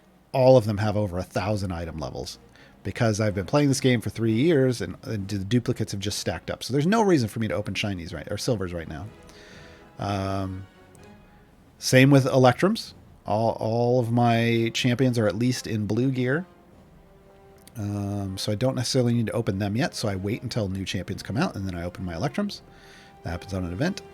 And I save up golds for the same reason I save up silvers, except I do open my golds every event cycle. I usually open up my silvers every event cycle, but I'm saving up all my silvers because they have told us we are getting a new evergreen champion, Rhea Mantleborn, part of the Baldur's Gate Descent into Avernus campaign. And when Rhea arrives, I would like to have a stack of silvers to attempt to get her some shinies. And the silver novas we've earned in this run. We're about to earn a 6th one if we can beat this dragon. And the gold speedy I just got out of that thing, so I haven't opened anything up there yet. I heard about a time gate rotation. This is from Ravachek. What's the purpose of it? Is it to do with the area requirements for gold chests? It is. Because when you first open a time gate, when you first open your time gates and you haven't done any of them, they're all going to say 50 and 75 as the goal requirement levels. However, once you've done one for that champion, the requirements bump up by 50 levels. So then the next time you see that champion, it's going to say 100 and 125. If you choose a different champion, then those levels drop like decrement by 25. So then it would drop down to like you saw one of them earlier. It said 75 and 100. That means I had done them once and then done someone else. So it dropped down. And then the next time I do someone else, it'll drop down again and it'll be back to 50 and 75. So the kind of optimal little time gate rotation that I use is a 3 champion rotation. Because by doing each of those 3 champions in order, you're only ever technically having to go to 50 and 75. Yes, I can go to 700, but why? Why? I know some people push super high up because they can, but I just like to do the rotation because why not make it easy on myself? I mean, you do you, but yeah, I like that 3 champion rotation. And then when I was originally trying to gear up my champions, after they rewind flashback machine, you didn't used to be able to choose what champion you wanted out of any time gate. Much like this natural time gate weekend where you only get 3 choices. When you opened a manual time gate back in the day, you only got 3 choices. And they were random. So yeah. Now they updated. Time gates. We're now in Time Gate 2.0, and time gates are so much better because you can choose any champion you want when you manually open them. So now, do your 3 champion rotation, and just rotate through those 3. And then what I did after that dropped was I picked 3 champions that I wanted geared up first. And as I got full epics on one, I would then swap them out of the rotation for someone else that I wanted to work on. So, yeah, the currently ACPOD, the natural time gate weekend like we have right now, when you open it up, it gives you 3 options out of the total event champions that have ever arrived. There are 76 champions in the game currently. There's 12 core and 5 evergreen, so that means there's 59. I don't know, about 60. Oh, I do only have 9 champions on the field. How did I only put 9 out? Oh, there's a 3rd tank slot here. Womp womp. Oh, that's going to help. Hold on. Here, let me jump all the way back to level 1. Let's start this over. Hey, Javi, come join the party. I don't know. I don't have all of these formation layouts memorized, folks. So I just totally missed that. Oh, plus we need Grant. I keep forgetting to put Grant out. Where do I want Grant? We'll put Grant on Freely's thing. There we go. All right, well, we'll be able to push faster now, folks. What is the typical meta for a new player with no purchase in the game? Oh, Red Wreck Oil. So the typical meta is that you're using primarily your core champions, the first 12 champions you get in the game, the default. So Brunor, Celeste, Nayeli, etc. So starting off, usually Nayeli is going to be your tank, and because you're new, you're probably going to want to run her in Devotion, so that she's super tanky.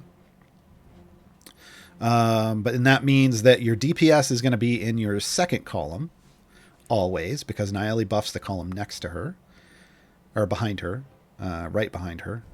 And if you're brand new, Jarlaxle tends to be the best DPS for you. You're going to want to sign up for the newsletter and get Hitch right away. Hitch is a great support for that. Yeah. And then when you run into second, like when you run into a formation that requires 2 tanks, your second tank is Nayeli, or not Nayeli. Well, your first tank is Nayeli. Your second tank is Tyrell in his wild shape form. So when you get to the spec choice, you choose wild shape. He becomes a bear, and use him as the secondary tank. And that's that. I mean, you're basically using all of your core champions until you get a free time gate weekend or you get an event. And then everything changes, and it just depends on when you start. Like, how is your personal meta going to change? It depends on what champions you picked up and what kind of gear they got, because everything becomes real subjective at that point based off gear and level and the gear level. And that's why I try to teach people how to build just a formation, generally speaking. And I don't just, like, I have starter formations that I put in my event guides.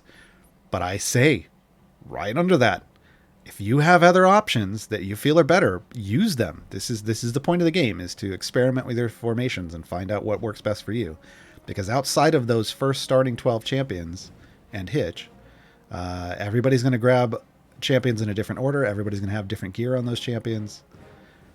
So, and even with the same champions, if you have different amounts of favor, and thus your champions could be entering different power curves, you might do things a little differently. Like I said, I start off with Jarlaxle as my DPS, but there's a power curve you hit eventually where Hitch becomes the better DPS than Jarlaxle.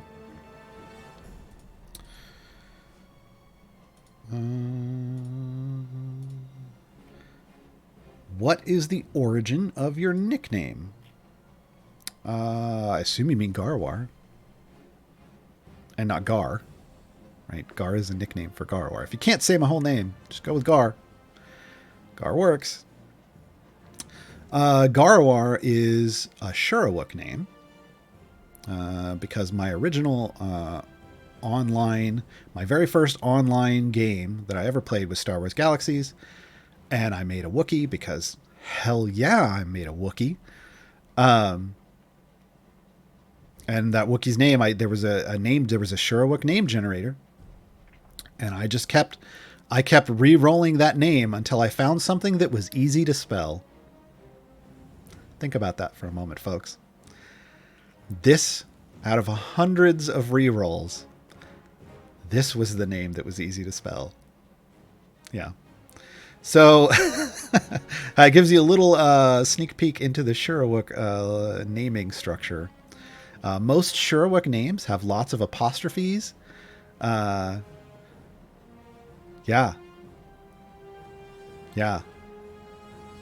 It's rough. So Gaarawarr was my Wookiee's name, and I've used various spellings.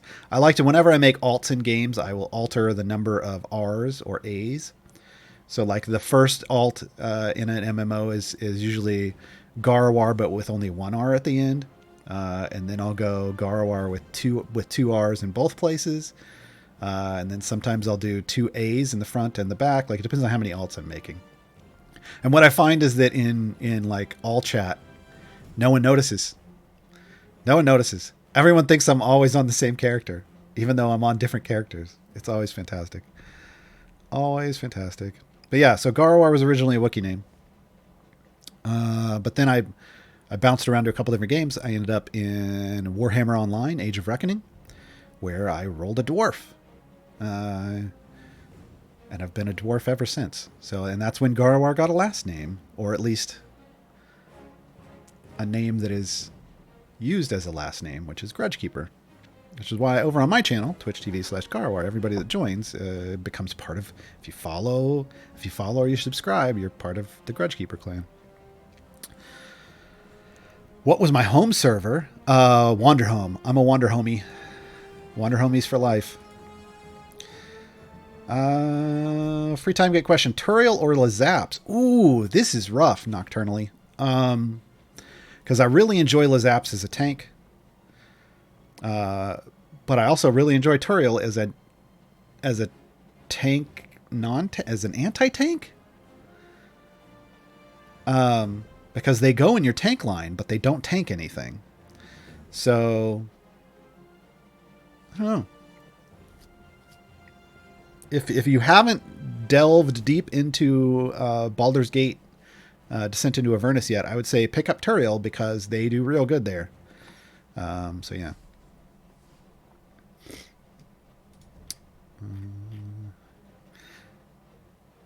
Yes. Thank you, Dark Cyril. Somebody is correcting the spelling of Wookiee in chat. I'm on board with this. It is one of my peeves as well. Spell Wookiee correctly. What's the buff difference for the two cores available? Almeida Alvaro. There are a lot of... Somebody has broken this down into an infographic on the Discord. I suggest you ask in the Modron chat there. Off the top of my head, from what I remember, and this might be wrong, I believe it's more gold and it's a strength-based bonus, potentially off... Oh no, it's a strength-based bonus based on the second core, so on the strong core, I believe that's supposed to be based off strength. Whereas it's like It's more gold and solid bonuses off the first core, the modest core. So I think in the current iteration of Modron cores, the first core that you get default ends up being the better core for you, all things being equal in terms of your level and your epic. However, we're dying. Okay, I'm going to have to fiddle with this a bit here in a minute, folks, because we're getting wiped. And I know we can beat this. If and or when they ever add in a... Look at Ayla. This is why Ayla is my number one tank in the game, folks. Everyone else is dead. Ayla's fine. If and or when they ever add an overflow mechanic to Modron cores, the strong core, real strong. It is very easy, I did this on mine, to end up with an overflow in the tens of thousands. I think at one point in my Modron core layout, it's at like 80,000 flow. It's a little wild. It's a little wild over there. So early on, I think the regular modest core that you get is fine. I went for the second core mainly because completionist. I want to have all the cores. Yes, it's a strong flow. But like I said, if you haven't picked up the second core yet, if you've been saving your gems, consider saving them until we know more about this other core that got leaked. How are you going to get the new Evergreen champ via quest? Yes, all Evergreens are basically based on a variant, right? So you unlock an Evergreen champion by going and doing a variant for that champion. So when they finish, they said Rhea would arrive when we finished Avernus. So when you see the announcement for Baldur's Gate Descent into Avernus Part 10, you know that they are going to add mission. They are going to add a base adventures, but then there will also be a variant, and there's going to be a variant in there that should unlock Rhea for you. Okay, so I've reached my soft cap. So I'm putting Grant away for a moment. Soft cap, folks, is down here. This was keep in mind, this is kind of wanted to do this because I went from 0 favor to soft cap on one run, and some people have never seen that before. All right, let's bring the Zorbinator in. But I think we're going to flavor this potentially with some either Human or Esmeralda or Porque no los dos. Hold on. Porque no los dos. This is going to be... Oh, no, because it's not... A dragon isn't going to be one of these. Dang it. Never mind. That's why. That's why Porque no los dos. All right. No Esmeralda. That's why I said Esmeralda's good in the right situations. This isn't necessarily that. Let's go Grama. I like me... some turtles. So we can't put Esmeralda in because she specifically doesn't... Well, so...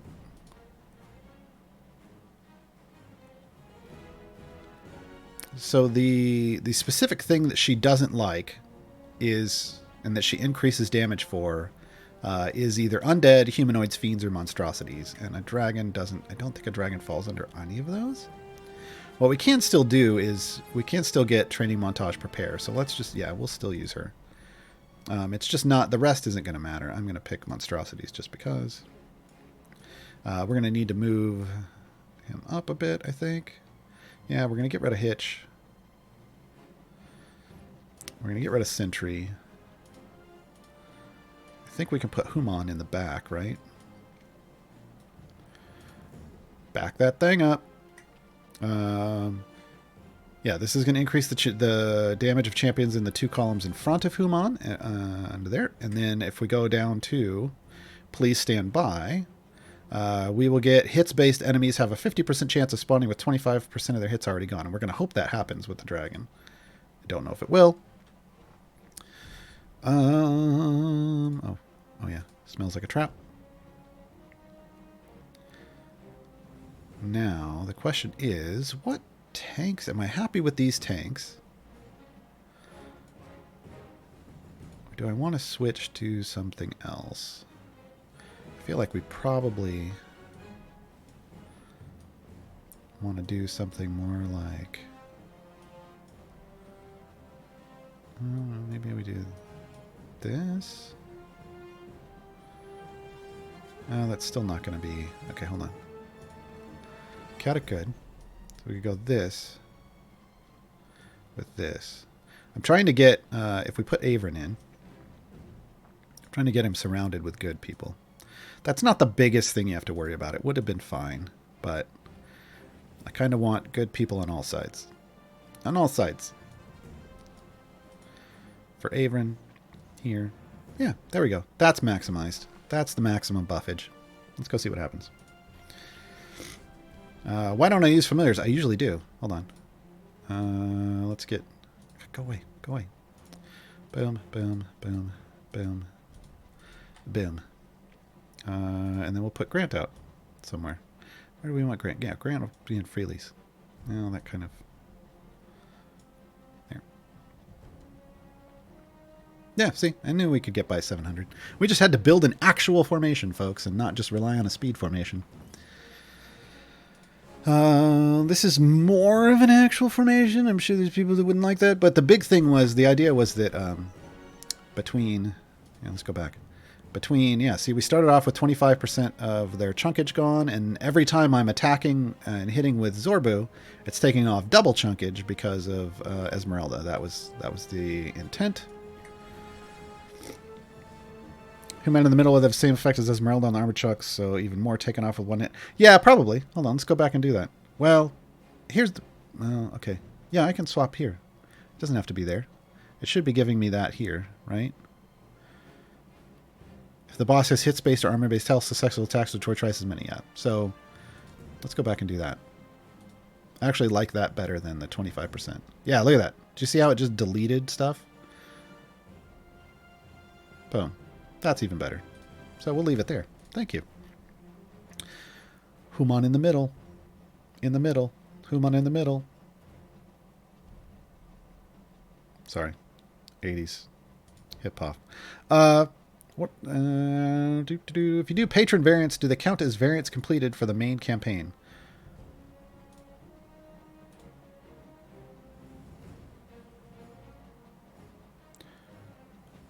There's two ways I'm trying to think about this, because there's two different answers here. If the campaign just says you need to complete X variants to move forward, like Adventures variants to unlock something, like, say, Azaka, no. However, if you're talking about Veterans of Avernus, where it says increase the damage of all champions by 10% for every Avernus adventure and variant completed over all campaigns, this does include patron variants. So yes and no. Who's the best champion to go for this free time gate? I don't know, Delure, because you didn't tell me what your 3 options were. Everyone's are unique. Everyone gets a different 3 set, potentially. Did you ever play Runes of Magic? Nope, I did not. I don't know that I've ever heard of that game. Whose debuff is the smoke coming up from? Uh-oh. Uh-oh. I don't know. Now. Because I don't know when that was asked, Ninehammer. I don't know. I'd need an update. Do I still have the same? If it's not still going on at some point, you'd have to let me know. Sogbomber, Caddy Bree, Esmeralda, or Neris?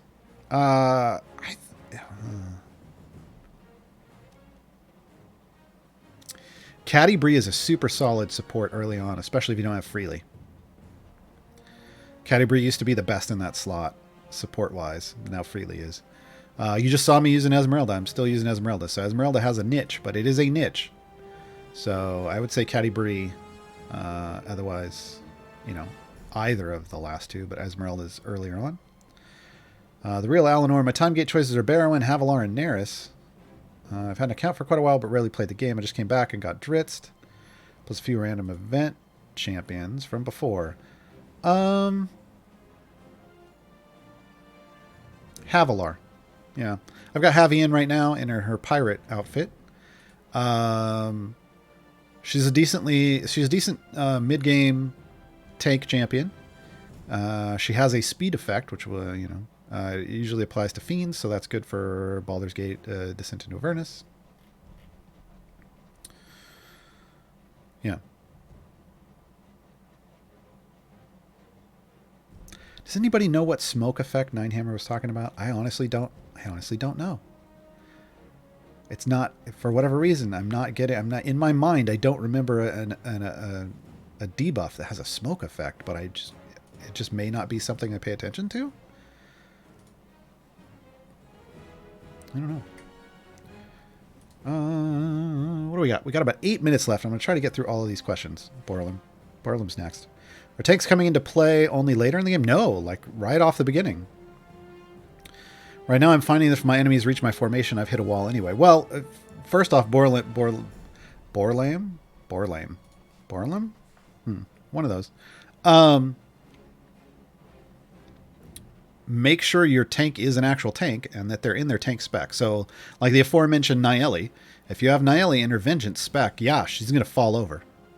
She's like a paper bag. And if you have anybody else up there that isn't a tank, they're going to fall over too.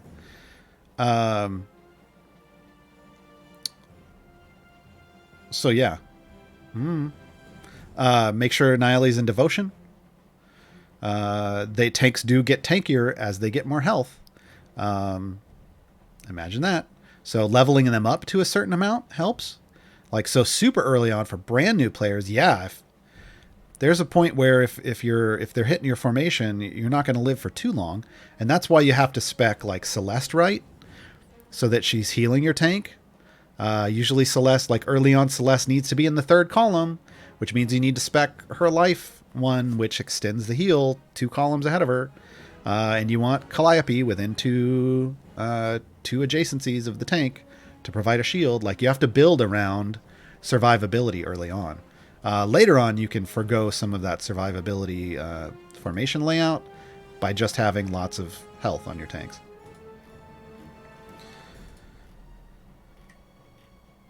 Oh, you're thinking it was Shandy's ultimate? Or it could be her explosive arrow. It could have been Shandy's explosive arrow. But I don't know if we fired off her ultimates or not. Keelik or Stokey? Keelik's a solid healer, but you got to trade them for Calliope, which isn't always the best trade-off. And Stokey's a good support, so it kind of depends on what you want. Keelik's definitely going to help if you already have, like, Ayla. Like, having Keelik in your formation, that's going to boost the Heroes of Roa synergy. Are the familiar skins available to purchase with gems? I don't know. Straight up, I don't know. Because I have them. And if I have them, they don't show up here. So I don't know. The Mage Hand skin here is not available that I know of right now. The Pirate Iris one will arrive. We were talking about this earlier. This is the D6, right? When you get to roll a D6. Well, tomorrow we will get to roll a D6. If it lands on the D6, which is the Iris image, you will unlock Iris and her pirate skin. You will eventually get that D6 at some point during Idle Champions Presents. I haven't got it yet. And then the only other skin that I'm aware of is the Red Nose Day Owlbear skin.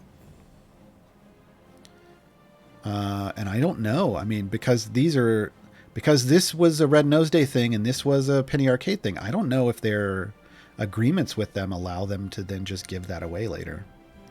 Or if it's got to be a wild offer or something. I don't know. Obo Lauren, the Idle Champions community manager, is in chat. I'm deflecting.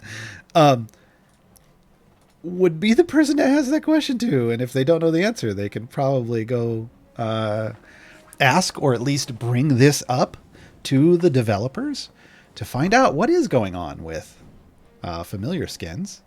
How are they available now that they're not there? What was the question? Lauren, there are multiple familiar skins like this green Mage Hand skin and like the red Nose Day baby owlbear.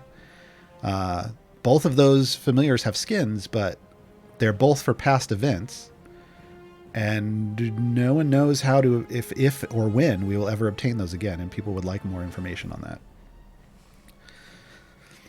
that. We get those questions pretty regularly, though. So, if I get a second golden in a slot, does it up the percentage more? You can't get a second golden. There's only one golden. You can't. You get those. You get those one way. Either through cash or through the patron shop, but they won't give you duplicates for those.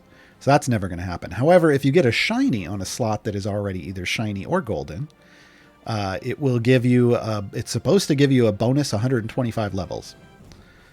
So, how did you just keep adding familiars without click dragging? I held down the F button. F for familiars, and then I clicked wherever I wanted familiars to go. Like here's some more. Here's some more. Here's some more there. Here's some there, and sure, look, there's another one there. And I'm going to move Grant over here so we can see Grant, because Grant's adorable. The smoke effect was not Avern's Mirrors. That's no, I think there was a debuff on the enemies, not on people. Can you explain how Briv's time jump works? He doesn't have a time jump. He has a jump.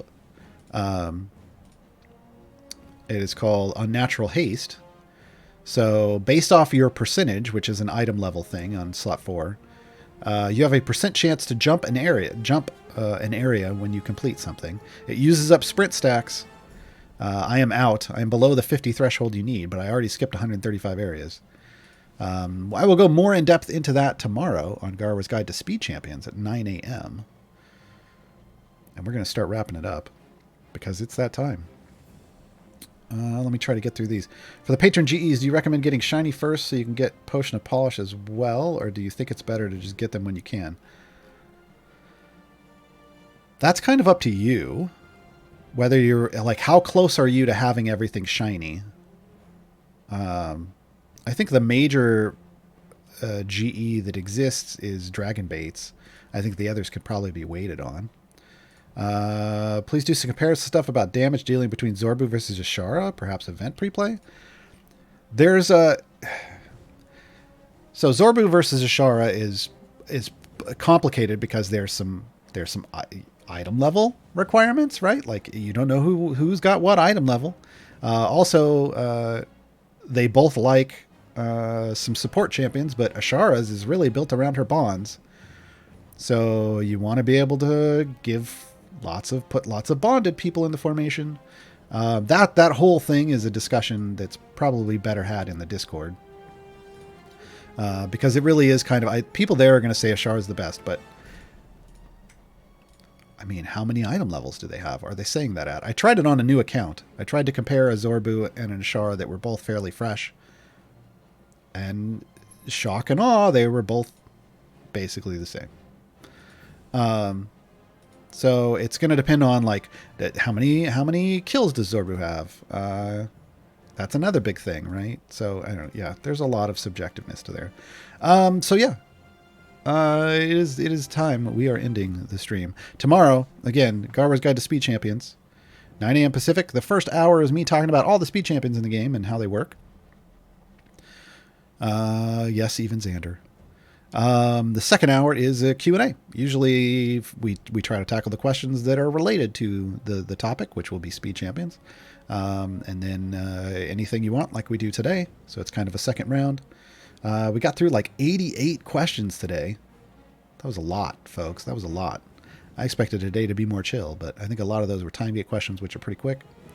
And then remember, if you want, if you like our streams, like and subscribe. No, I mean, do that. But also, Monday, Idle Champions presents A Fool's Errand, first episode of this new 3-story arc, which will feature some of the same people as last time. Who do we have? We're going to have Ariza. We're going to have Baloth. Briv. We're going to have Havilar. They're all returning. Briv and Alindra are going to be joining the team. And then and Alindra is going to be arriving on Wednesday with the return of Briv and Rosie Beestinger. So next week is a busy week. There's lots of stuff going on. Next week's also, if you don't know, Jen from all of the previous streams from starting with Heroes of, well, no, I think she joined, I don't know if, was she in Heroes of the Veil or Kira, or did she join like at the end of that, or was it after they became Beyond Heroes? I can't remember. It was either towards the end of Heroes of the Veil and into Beyond Heroes, but I know it was after the dev change. And then Silver and Steel, but Jen's also one of the writers in the new Dungeons & Dragons Candlekeep Mysteries book that comes out next week. She wrote the Canopic Jar adventure module. So, you know, pick that up in stores or online. I'm going to be going and getting the alternate cover version. I think it's amazing. But yes, we're going to go out. I'm going to play again. If you do, oh gosh, I dropped the lead on all of this. There's so much going on right now, folks. If you join my streams, you know I like to play Bardic Inspiration music lately. Music from the show Bardic Inspiration. Started doing this a while back. Why was I playing more music? A, I love it. B, they just announced Bardic Inspiration Volume 1. They went into the studio. Jason went into the studio and recorded songs. Fully produced songs from Bardic Inspiration. They're coming. They're coming. We're going to hear more on that in a couple weeks.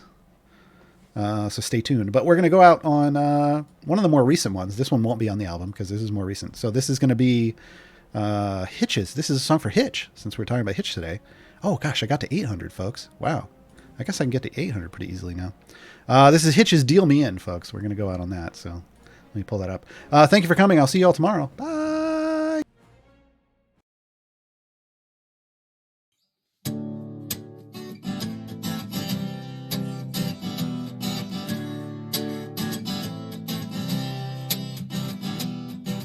Started on the wrong foot, on the wrong side of the wagon tracks.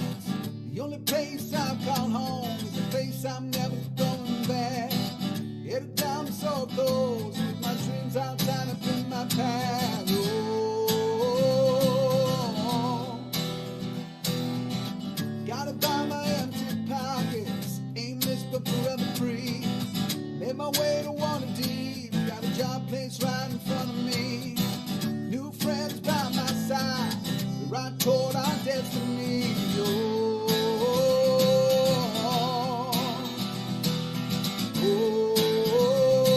Oh, deal me in, shovel the dead.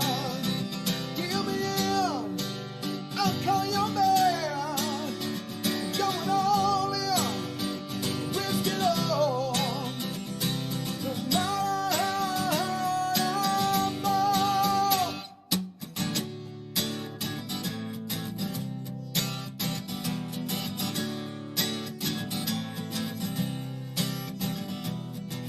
Ventured out into the jungle, hunting for an ancient city, tracking down a chanting contest, listening to pirate ditties, fought away from zombie hordes, it sure was in bed.